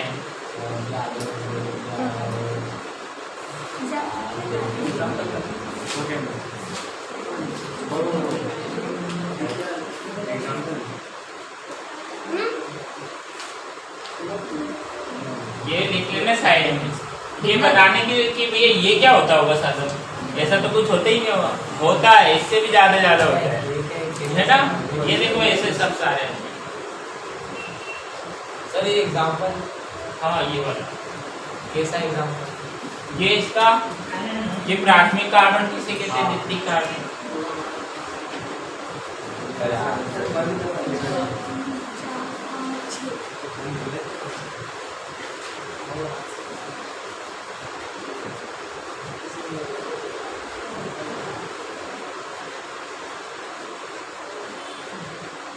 अब एल्कोहल क्या होते हैं वो देखें।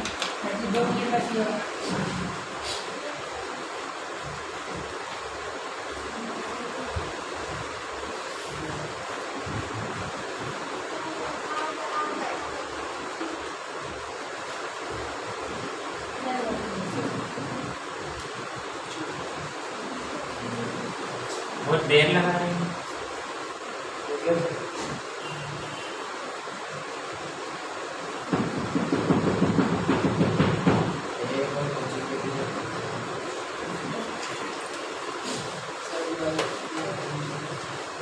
ये डेफिनेशन मैंने एक ही लिखी, आपको चारों लिखनी थी।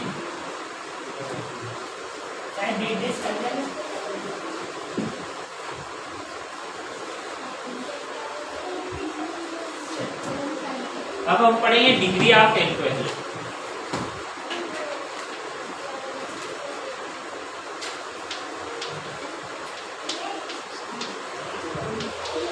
सबसे पहले हम समझ ले एल्कोहल होता क्या है।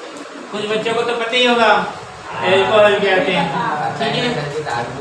हाँ, तो जो हाँ जितनी भी वाइन्स आती हैं सभी में ये चीजें पाई जाती हैं। इट मीन टू से कार्बनिक कंपाउंड्स पाया जाता है। आपने देखा होगा पेट्रोल को यदि आप स्मेल कर लेते तो आपको थोड़ा सा ऐसा लगता है कि क्या है, लाइक हाँ जो जितनी भी कोल्ड ड्रिंक्स होती है उनमें भी कंपाउंड्स ही होते हैं, वो भी कार्बनिक कंपाउंड्स ही होते हैं, ठीक है। तो जितने भी वाइन्स होती है, जितने भी आप एल्कोहल लेते हो तो उसमें एल्कोहल में भी कार्बनिक कंपाउंड्स ही होते हैं, ठीक है। तो उनका सिंबल क्या होता है उनको पढ़ना क्यों जरूरी है? उनको पढ़ना इसलिए जरूरी है, आपने ऐसा सुना होगा दवाइयों को इंग्लिश में हम ड्रग बोलते हैं, ठीक है।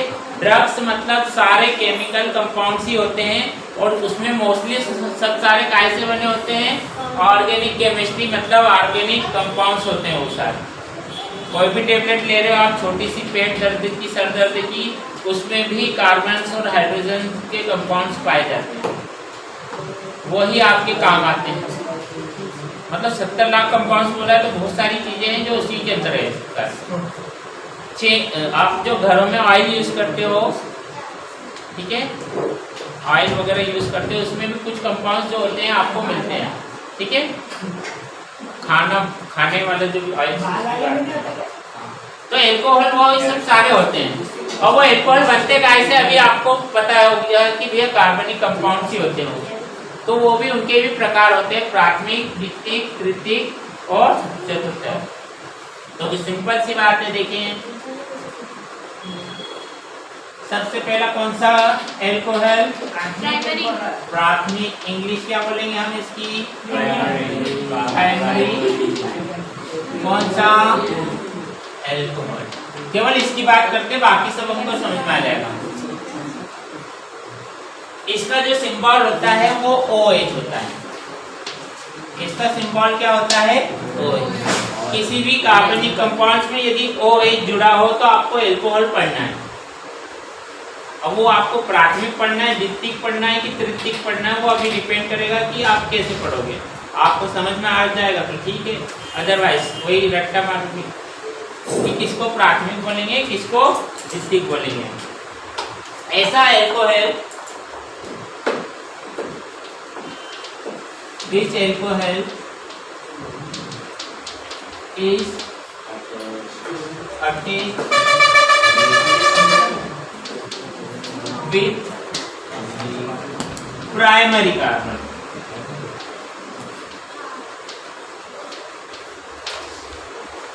Is called primary alcohol.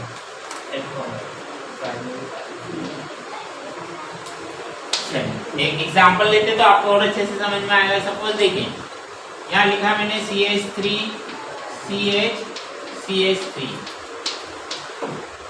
यहाँ पे लिख दिया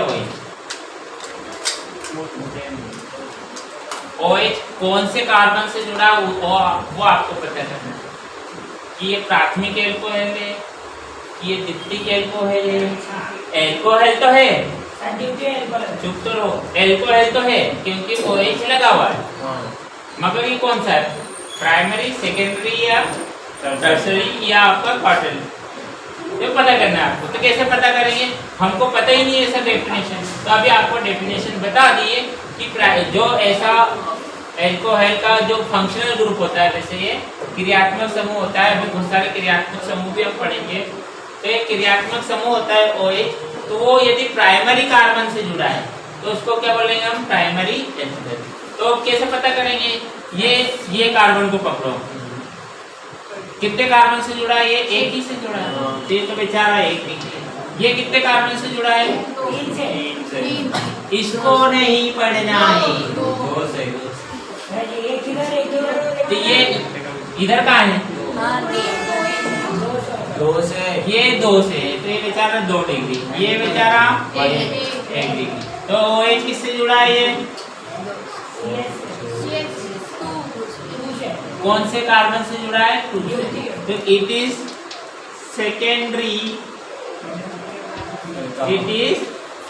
सेकेंडरी, एल्कोहल। सब प्राइमरी का बताते समझ में आ गया होगा प्राइमरी क्या होता है। ये देखो, ये CH3 लिखा, ये CH लिखा और ये CH3 लिख दिया और OH यहाँ जोड़ दिया, ये लो हो गया प्राइमरी। ठीक है, तो दिखती बताने के बाद प्राइमरी बताने की जरूरत नहीं। कैसे पता चला कि ये प्राइमरी है, ये कार्बन कितने से जुड़ा हुआ है, 1 से, तो 1 डिग्री, ये वाला 2 से, ये वाला 1 से, तो ये वाला OH कौन से जुड़ा, 2 से, 3 से कि 1 से, तो इसको क्या बोलेंगे हम, प्राइमरी। वैसे सेकेंडरी हो जाएगा, वैसे टर्सरी हो जाएगा, आप सारे कर लो, डेफिनेशन सारी सेम आई, लिख लो इसको, ये एग्जाम्पल भी लिखो। ये वाला 3 से जुड़ा है, कौन सा, OH किससे जुड़ा है, बस हमको इससे मतलब ये बाहर में जाएगा। सर इसलिए अगर आप गलती से आगे भी तो जैसे ये वाला 3 डिग्री आ रहा है, ये यदि OH यहाँ आ जाएगा, ये गलत, सही पूछा था हाँ, ये OH है, तो ये तो प्राइमरी एक है, ये वाला सेकेंडरी, ये वाला थर्ड तो थे ही नहीं इसमें, हाँ सही पूछा था। ठीक है, ये क्या कौन सा हो गया, प्राथमिक एल्कोहल, वहाँ मैंने 3 डिग्री लिख दिया था जो कि गलत लिखा था। ये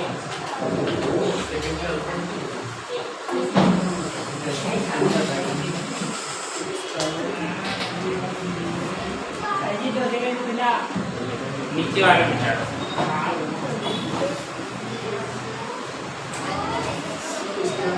चलो इसमें एक साथ और लाइन लिख लेना, इसमें जिसमें OH ग्रुप जुड़ा हो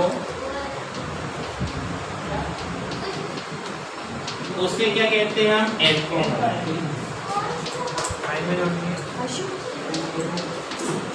जिसमें COOH जुड़ा हो उसे हम क्या कहते हैं, एसिड। क्या कहते हैं हम उसे, क्या पूछ रहे बेटा आप, ये इसके साथ ही लिख लेंगे, जिसमें NH2 ग्रुप जुड़ा हो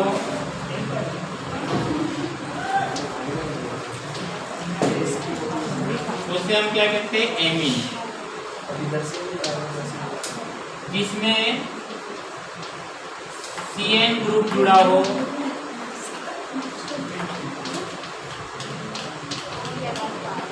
उसे हम कहते हैं साइनाइड।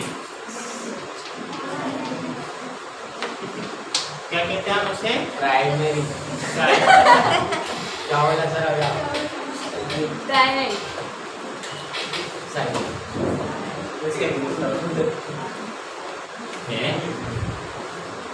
बीच ग्रुप, अभी सर आपने तो बोला इसका इंग्लिश हिंदी लिख लो, इसका इंग्लिश बता दो।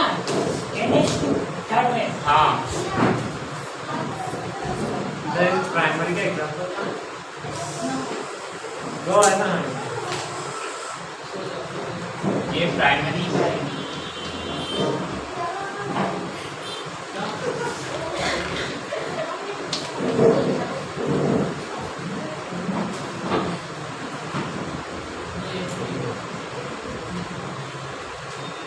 वीडियो में अच्छा नहीं लगेगा। सबसे इम्पोर्टेंट चीज पढ़ने वाले अब हम हेलो एल्केन। हेलो एल्केन बड़ी वाली फोन कर सर ये इसका हिंदी में बोल दीजिए ना, एक बार मैं इसकी डेफिनेशन लिख लूँ प्राथमिक। हाँ ऊपर ऊपर बीच अल्फा ऐसे ऐसा एल्कोहल जो प्राथमिक कार्बन से जुड़ा होता है उससे हम प्राथमिक एल्कोहल कहते हैं। लिख दूं? नो सर, एक बस दो बार बोल दो। दो बार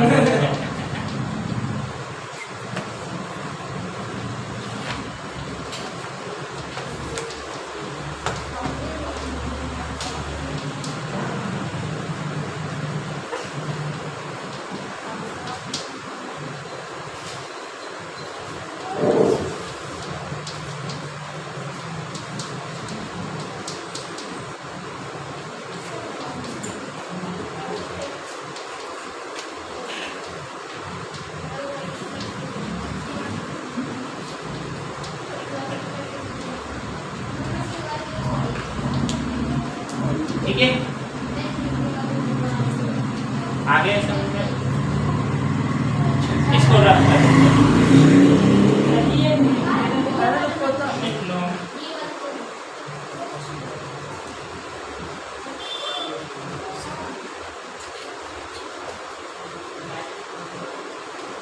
देखो ये बहुत इंपॉर्टेंट चीज है, इसको मैं समझा रहा हूँ।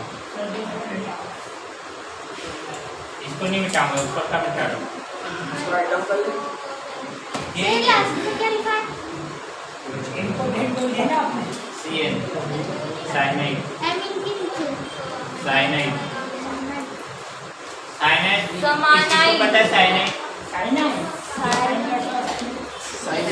साइनाइड लिखा है वो।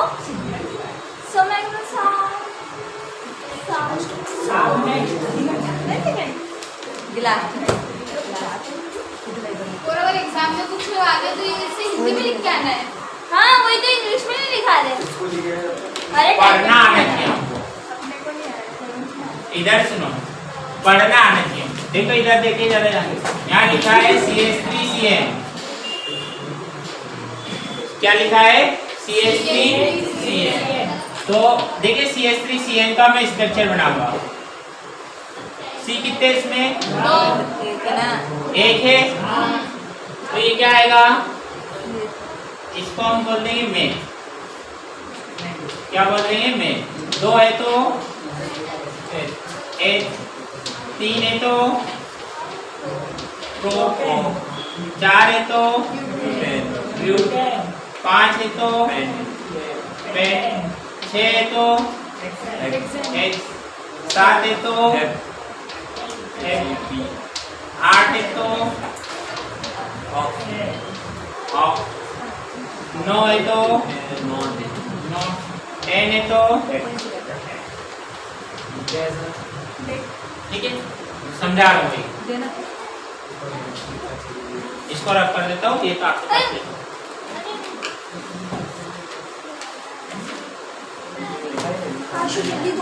चल अरे देखो अब इसको पढ़ते हैं, किसको पढ़ते नहीं आएगा। ये CN को क्या बोल रहा हूँ मैं? साइनाइड। ध्यान से समझना है। कार्बन कितना है इसमें? एक। तो क्या पढ़ेंगे इसको? मेथेन। तो इसको क्या पढ़ देंगे हम? Methane cyanide.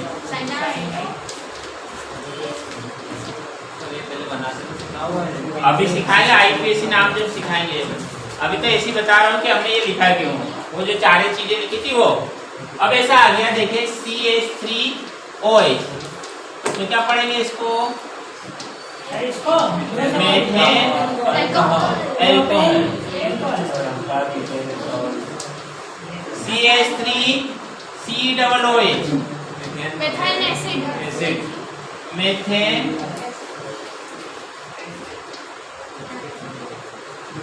समझ में आ रहा है? अभी जब हम इन दोनों को मैच करते हैं ना, तो जिस तरीके से संस्कृत में कुछ चेंज होता है, वैसा चेंज होता है वो हम आईयूपीएसी जब नाम सीखेंगे, कि आईयूपीएसी नाम जब हम सीखेंगे तब बताएंगे। अभी तो मैंने आपको वो जो ग्रुप लिखे हैं उनका पढ़ना बता रहा हूँ। जैसे सपोज ये लिखा हुआ है CH3NH2, तो इसको क्या पढ़ेंगे? Methane amine. ठीक है, अभी तो हमको ऐसी जनरली सीखना है सामान्य तरह। जब हम आईयूपीएसी पढ़ते हैं ना तो एमीन पहले आ जाता है साला, वो हम पढ़ेंगे हम बाद में। अभी तो मैंने चारों आपको बताया कि यदि ऐसा लिखा आता है तो आपको क्या क्या समझ लेना है, इसको पढ़ेंगे। मेथेन ही क्यों बोल रहे हैं? मेथेन ही क्यों बोल रहे हैं? कार्बन का नंबर देखो। ठीक है, जैसे अभी मैं एक और लिख देता हूँ, देखा ना जरा ध्यान से। C4H13 CN क्या लिखा है बताओ? कार्बन को देखो, 4 है, तो क्या पढ़ेंगे इसको हम? हाँ, ब्यूटेन साइनाइड। ठीक है, 4 है मतलब क्या हो गया आपका? ब्यूट। उसको क्या पढ़ देंगे? मेथेन की जगह क्या पढ़ देंगे इसको? ब्यूटेन। और CN तो आपको पता ही है साइनाइड। आ जाएगा ये भी। अभी देखो क्या होगा, ये हुआ कैसे? ये दूसरा वाला देखते हैं हम, C2H6, थोड़ा सा सरल है। सर वहाँ पे 6 लिखा हुआ है, यहाँ पे 5 लिख रहे हो। यहाँ सारा 14 लिखा हुआ है, यहाँ पे 13 लिख रहे हो। ऐसा किसी के मन में आ रहा है क्या?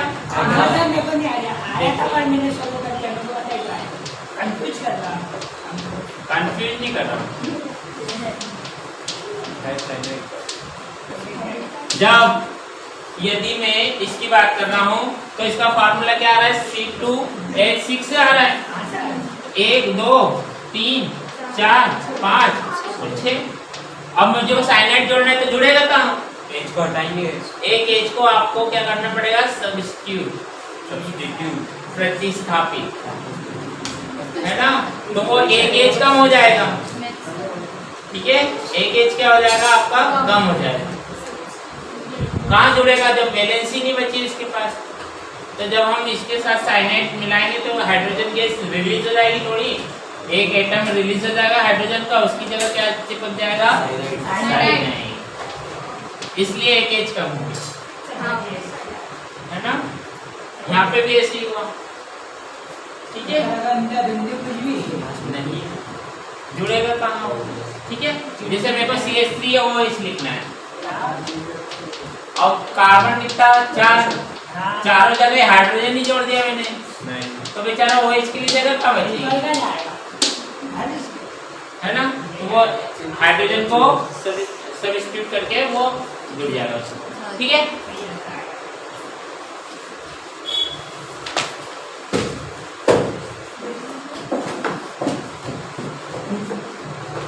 एक लास्ट चीज है हेलो एल्केन, फिर अल्फा बीटा गामा पढ़ लेंगे हम, फिर छोड़ देंगे। हेलो एल्केन क्या होते हैं? सबसे पहले तो इस हेलो का मतलब देखो। हेलो मतलब एक्स, एक्स मतलब पेरियोडिक टेबल में जो आ रहा है हेलोजन फैमिली। कौन सी फैमिली? Halogen family. कौन कौन आता है इसमें? Chlorine, chlorine, iodine, bromine. ठीक है, अब इधर ये जो है ये सबको एक ग्रुप बना रहा हूँ, ध्यान से सुनना। इसको हम एल्केन पढ़ते हैं। इसको क्या पढ़ते हैं हम? एल्केन। एल्केन बोलेंगे तो सब बोल देंगे, केवल मेथेन बोलेंगे तो CH4, ब्यूटेन बोलेंगे तो C4H10, एल्केन बोल दिया तो सारे ही आ जाएंगे। ठीक है, इसका ग्रुप नाम हो गया। अब हेलोजन बोल दिया तो हेलोजन बोल दिया तो ये सारे ही आ गए, फ्लोरीन, क्लोरीन, ब्रोमीन, आयोडीन। ठीक है, तो ध्यान से समझना आपको। एक बोल रहा हूँ मैं हेलोजन और एक बोल रहा हूँ मैं एल्केन। तो इसका हेलो ले लो, इसका क्या ले लो, हेलो, और इसका एल्केन। तो इसको क्या पढ़ते हैं हम, हेलो एल्केन। समझ में आ गया। हेलो, हेलो में जो हेलो है इसको हम कैसे डिनोटेट करते हैं, एक्स। और जो एल्केन होते हैं इनको हम आर से डिनोटेट करते हैं। एल्केन को हम कैसे डिनोटेट करते हैं, आर से, और हेलो को हम कैसे डिनोटेट करते हैं, एक्स। तो कहीं पे आर एक्स लिखा हो आपकी बुक में तो आपको यही समझना है क्या लिखा हो, नहीं, पहले आर आएगा। तो सर ये इनकी जो फैमिली है इनके नंबर पे आगे पीछे कर सकते हैं? नहीं, आपने तो कर दिया। नहीं, कहाँ कर रहे हैं? क्लोरीन आएगा पहले, क्लोरीन फिर ब्रोमीन फिर आएगा। तूने उल्टे बोला था। चले ध्यान से सुनो। आर एक्स मतलब क्या हो गया, हेलो एल्केन। आर की जगह कुछ भी आ सकता है, कुछ भी मतलब या तो CH3, या तो C2H5, या तो C3H7, या तो C4H9। एक कम क्यों हो रहा पता चल रहा होगा, ये जुड़ेगा कहाँ बेचारा एक्स, ये एक्स जुड़ेगा कहाँ, है ना। तो यहाँ पे क्या जोड़ देंगे, जैसे हमको क्लोरीन जोड़ना है, ये देखो यहाँ पे क्या जोड़ना है, यहाँ पे भी क्लोरीन जोड़ दो, यहाँ पे क्या जोड़ दो, ब्रोमीन, यहाँ पे भी क्लोरीन जोड़ दो। ये सबसे खतरनाक चीज है, पता ही क्या है किस किस को, क्या ये कंपाउंड जो है सबसे खतरनाक है, जिसके आगे मैंने वीडियो बनाया।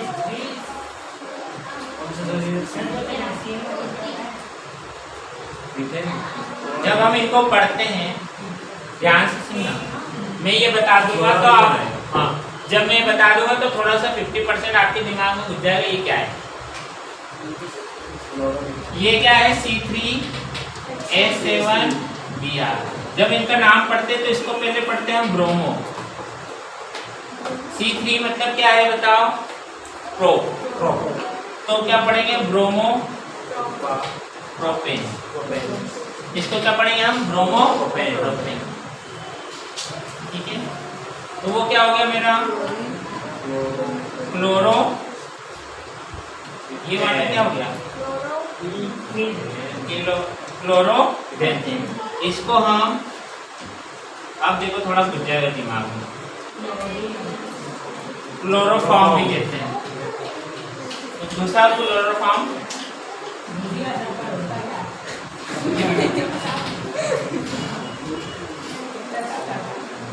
हाउसफुल मूवी देखी, हाँ, जानी लीवर वो रुमाल पे डालता है तो उससे क्या हो जाते हैं, आप अनकॉन्शियस हो जाते हैं। तो वो क्लोरोफॉर्म ही होता है। क्या होता है, क्लोरोफॉर्म, वो एक कार्बनिक कंपाउंड है। ठीक है, जो आप सेंट वगैरह यूज करते हो वो भी एक कार्बनिक जो है कंपाउंड है। ठीक है, तो अब देखें इसको क्या पढ़ेंगे आप बताओ, इसको हाँ, क्लोरोएथेन, इसको ब्रोमो प्रोपेन, इसको क्लोरो ब्यूटेन, फोर है ना, क्लोरो ब्यूटेन। ऐसे ही नाम आपको पढ़ने को मिलेंगे। इसको क्या बोल देंगे हम, फ्लोरो। इसको क्या बोल देंगे हम, फ्लोरो। इसको क्या बोल देंगे हम, ब्रोमो। इसको क्या बोल देंगे हम, आयोडो। ठीक है, इसको क्या पढ़ देंगे हम, आयोडो। फ्लोरो, क्लोरो, ब्रोमो, आयोडो। ठीक है, समझ में आ रहा है। इसको क्या पढ़ देंगे हम,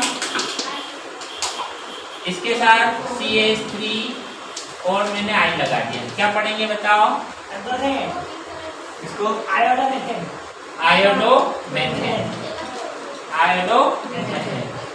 ठीक है, पढ़ना आपको इसी तरीके से आएगा। अभी अपन एक अगला लेक्चर जब रखें अगले सैटरडे तो IUPAC नाम का रख लेंगे, पूरा IUPAC नाम कैसे बोलते हैं, कौन से कंपाउंड्स को क्या बोलते हैं, सब अच्छे से घुस जाएगा दिमाग। ठीक है, ये आगे समझ में रफ कर दो इसको। हेलो एल्केन क्या होते हैं? इसमें भी 4 कैटेगरी। हेलो एल्केन प्राथमिक भी होता है, द्वितीयक भी होता है, तृतीयक भी होता है, चतुर्थक। तो प्राथमिक किसको प्राथमिक कहेंगे वो देख लो। जब हेलोजन काय से जुड़ा होगा? लोरो से नहीं, प्रथम कार्बन से जुड़ा होगा। प्राइमरी कार्बन से जुड़ा होगा तो वो क्या होगा? Primary halo alkane. ये दिवस सेकेंड से जुड़ा होगा तो सेकेंडरी हेलो एल्केन, और ये थर्ड से जुड़ा होगा तो टर्सरी, है ना? समझ में आ रहा है? ये हेलो एल्केन की भी डिग्री है। वो जो अगला पॉइंट लिखा है हेलो एल्केन 9, उसको बता रहा हूँ मैं, है ना?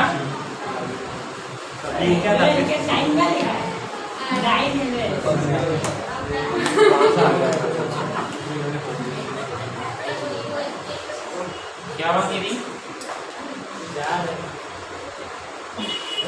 इसको मैं मुझे बताने की जरूरत नहीं, बस थोड़ा सा डेमो देख लो। प्राथमिक बोलेगा तो क्या बोल देंगे हम? प्राथमिक कार्बन से जुड़ा हो। प्राथमिक काय से जुड़ा हो? कार्बन से। कौन? हेलोजन, है ना? जब हम किसी की बात करेंगे, किसकी? क्लोरीन की, ब्रोमीन की और आयोडीन की। और जब हम किसी को बात करेंगे इस तरीके से लिखा होगा, देख लेना जरा ध्यान से।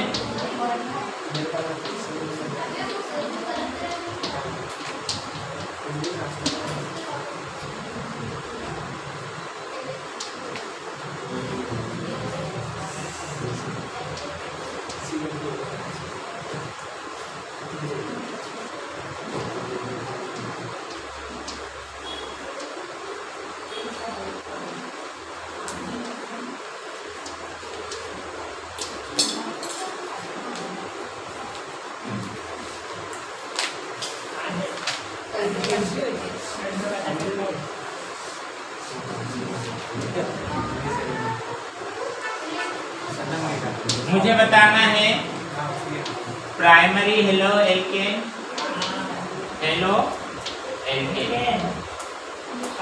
और मुझे सेकेंडरी बताना है हेलो एल्केन, और टर्सरी बताना है, और बस समझ जाओ, है ना? पहला वाला क्या है? प्राइमरी कैसे पता चला? गलत बता रहे। ये सी को पकड़ो, ये प्राइमरी है कि सेकेंडरी है? ये कितने कार्बन से जुड़ा है? ये वाला सी 2 कार्बन से जुड़ा है, तो ये तो 2 डिग्री हो गया। तो ये क्लोरीन काय से जुड़ा हुआ है? दूसरे कार्बन से जुड़ा है, तो ये वाला कौन सा? सेकेंडरी एल्केन हो गया, है ना? ये वाला प्राइमरी। इस सी को पकड़ो, ये कितने कार्बन से जुड़ा है? 1 से, तो ये प्राइमरी हो गया। ये वाला CN पकड़ो, कहाँ है ये बेचारा? ये बताओ, और कब है?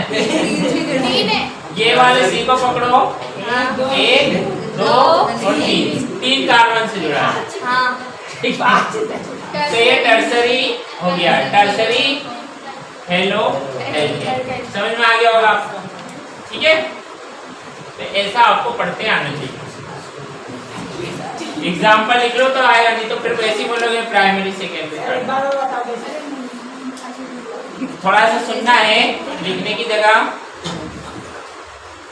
वापस से मैं थोड़ा सा ऐसा लिख देता हूँ कि जब हम प्राइमरी की बात कर रहे हैं, उसमें भी हम हेलो की बात कर रहे हैं, और उसमें भी हम एल्केन जोड़ रहे हैं।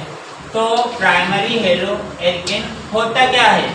तो ऐसा हेलोजन जो एल्केन के प्राइमरी कार्बन से जुड़ा हो, तो वो क्या कहलाएगा? Primary halo alkane.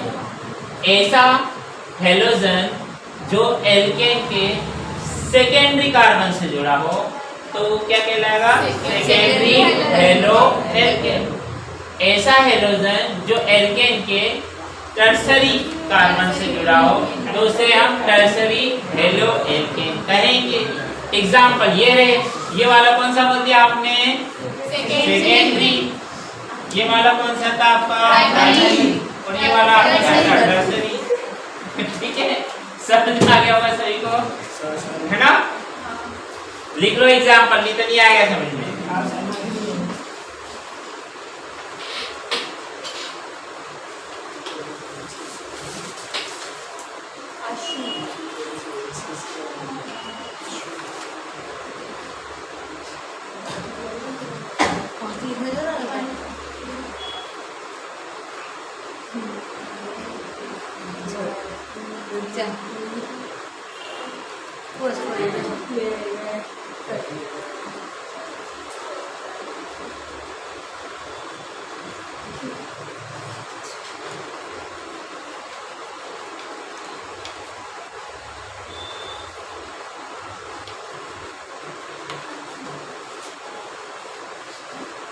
फोर्थ वाले के एग्जांपल बताओ।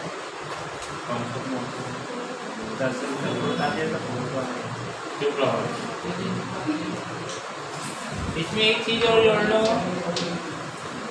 Degree of amine.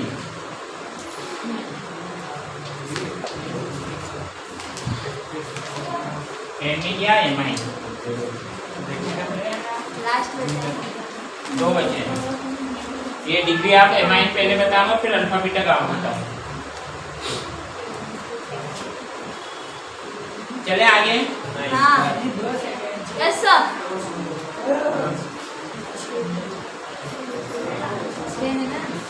दो ले बस लास्ट छोड़ दो बस। कितने बचे? 1 2 3 4 5 6 7 8 चले ना, अब कितना तक करते हैं? ये इधर के हाँ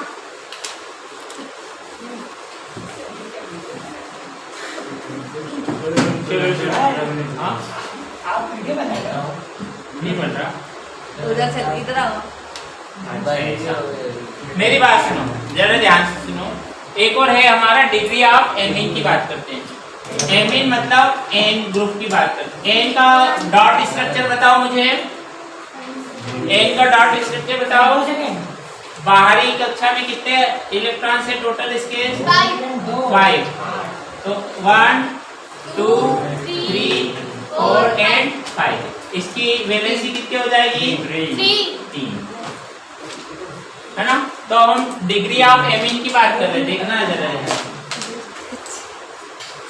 डिग्री ऑफ एमिन ध्यान से समझना है। अभी जो मैंने एल्केन बताया, हेलो एल्केन, और एल्कोहल में ये बताया है कि जब कभी एल्कोहल का ग्रुप प्राइमरी कार्बन से जुड़ता है, वापस से समझना, जब कभी एल्कोहल का ग्रुप मतलब OH ग्रुप प्राइमरी कार्बन से जुड़ता है तो हम क्या बोलते हैं उसको? Primary alcohol. और फिर जब हेलो एल्केन का ऐसा बताया कि भैया जब कोई हेलोजन जो होता है वो एल्केन के प्राइमरी कार्बन से जुड़ता है तो हम उसको प्राथमिक हेलो एल्केन या प्राइमरी हेलो एल्केन। मगर जब एमिन की बात करते तो एमिन के साथ दूसरी कहानी है। कैसी कहानी है वो देखना है। जब नाइट्रोजन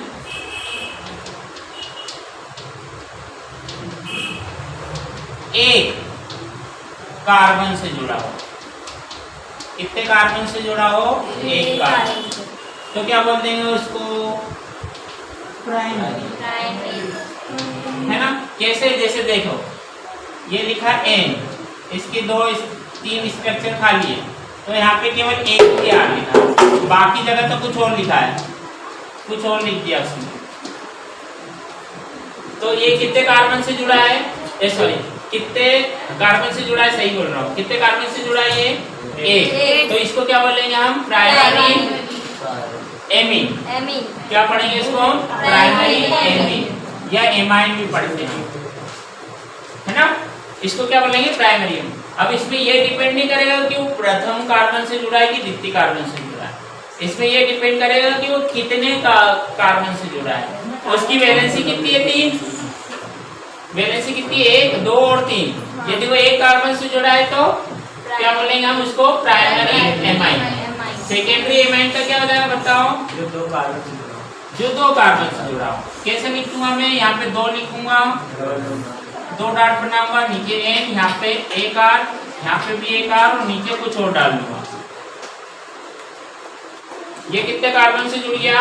2 2 से। ठीक है,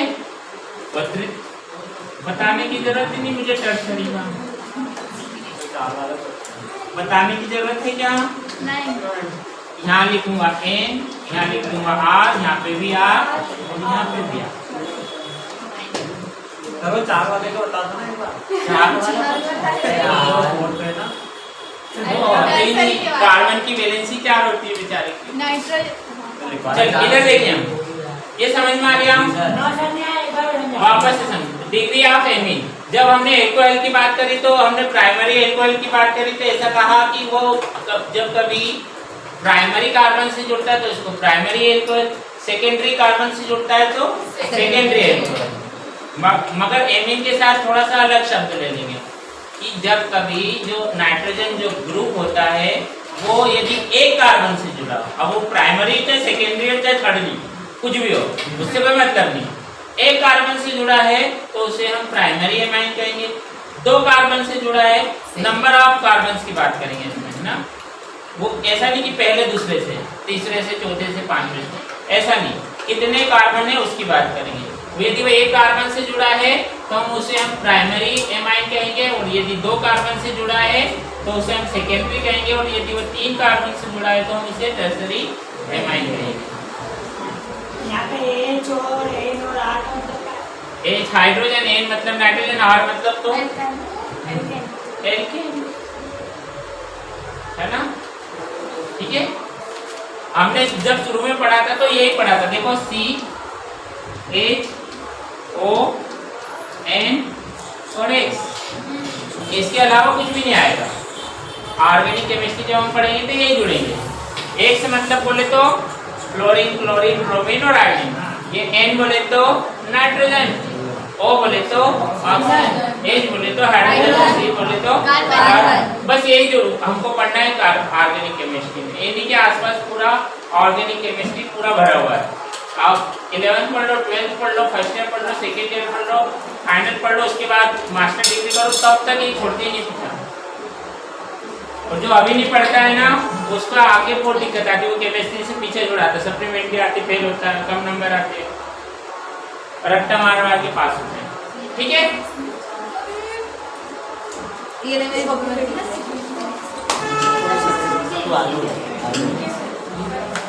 एक लास्ट और पढ़ते हैं हम, फिर अपन अगले सैटरडे को देखेंगे इसको। इधर देखना, अल्फा बीटा गामा कार्बन क्या होता है।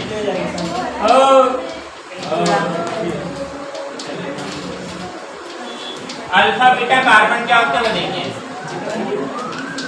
इधर देखिएगा, ये लिखा है C और यहाँ लिखा OH।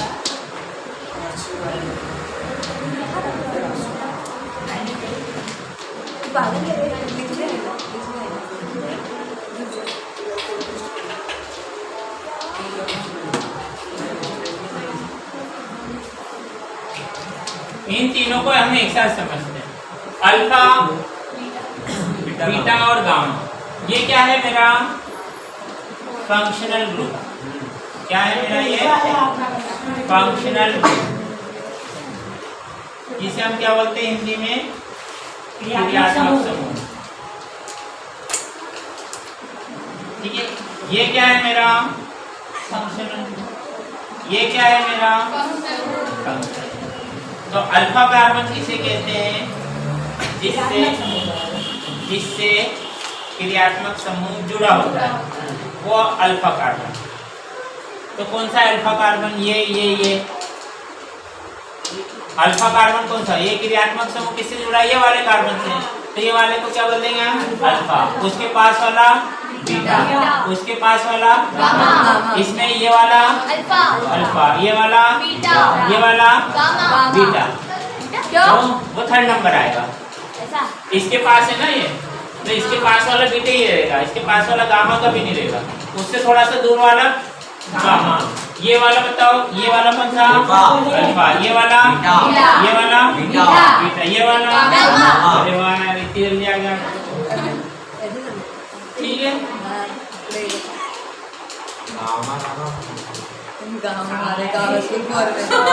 राइट डाउन कर दो। देखिए अगले सैटरडे को हम IUPAC नाम लिखना सीखेंगे, है ना। सभी आप लोग मेरी कोचिंग के स्टूडेंट्स, आप सभी भी इनवाइटेड हो। जो दूसरी कोचिंग के वो भी फ्री आप कास्ट आ सकते हैं, सैटरडे को कोई चार्जेस नहीं लगेगा, उनको भी आप ला सकते हो। आप उनको बता सकते हो कि सर हमें अच्छे से केमिस्ट्री पढ़ा रहे हैं या सर हमको IUPAC नाम सिखा रहे हैं। अब मैं केवल केमिस्ट्री की बात नहीं कर रहा हूँ, यहाँ पे एक और चीज जोड़ लेना आप सभी लोग। हर सैटरडे को हम बेसिक चीज़ों का 2 घंटे का डोनेशन का क्लास रखेंगे।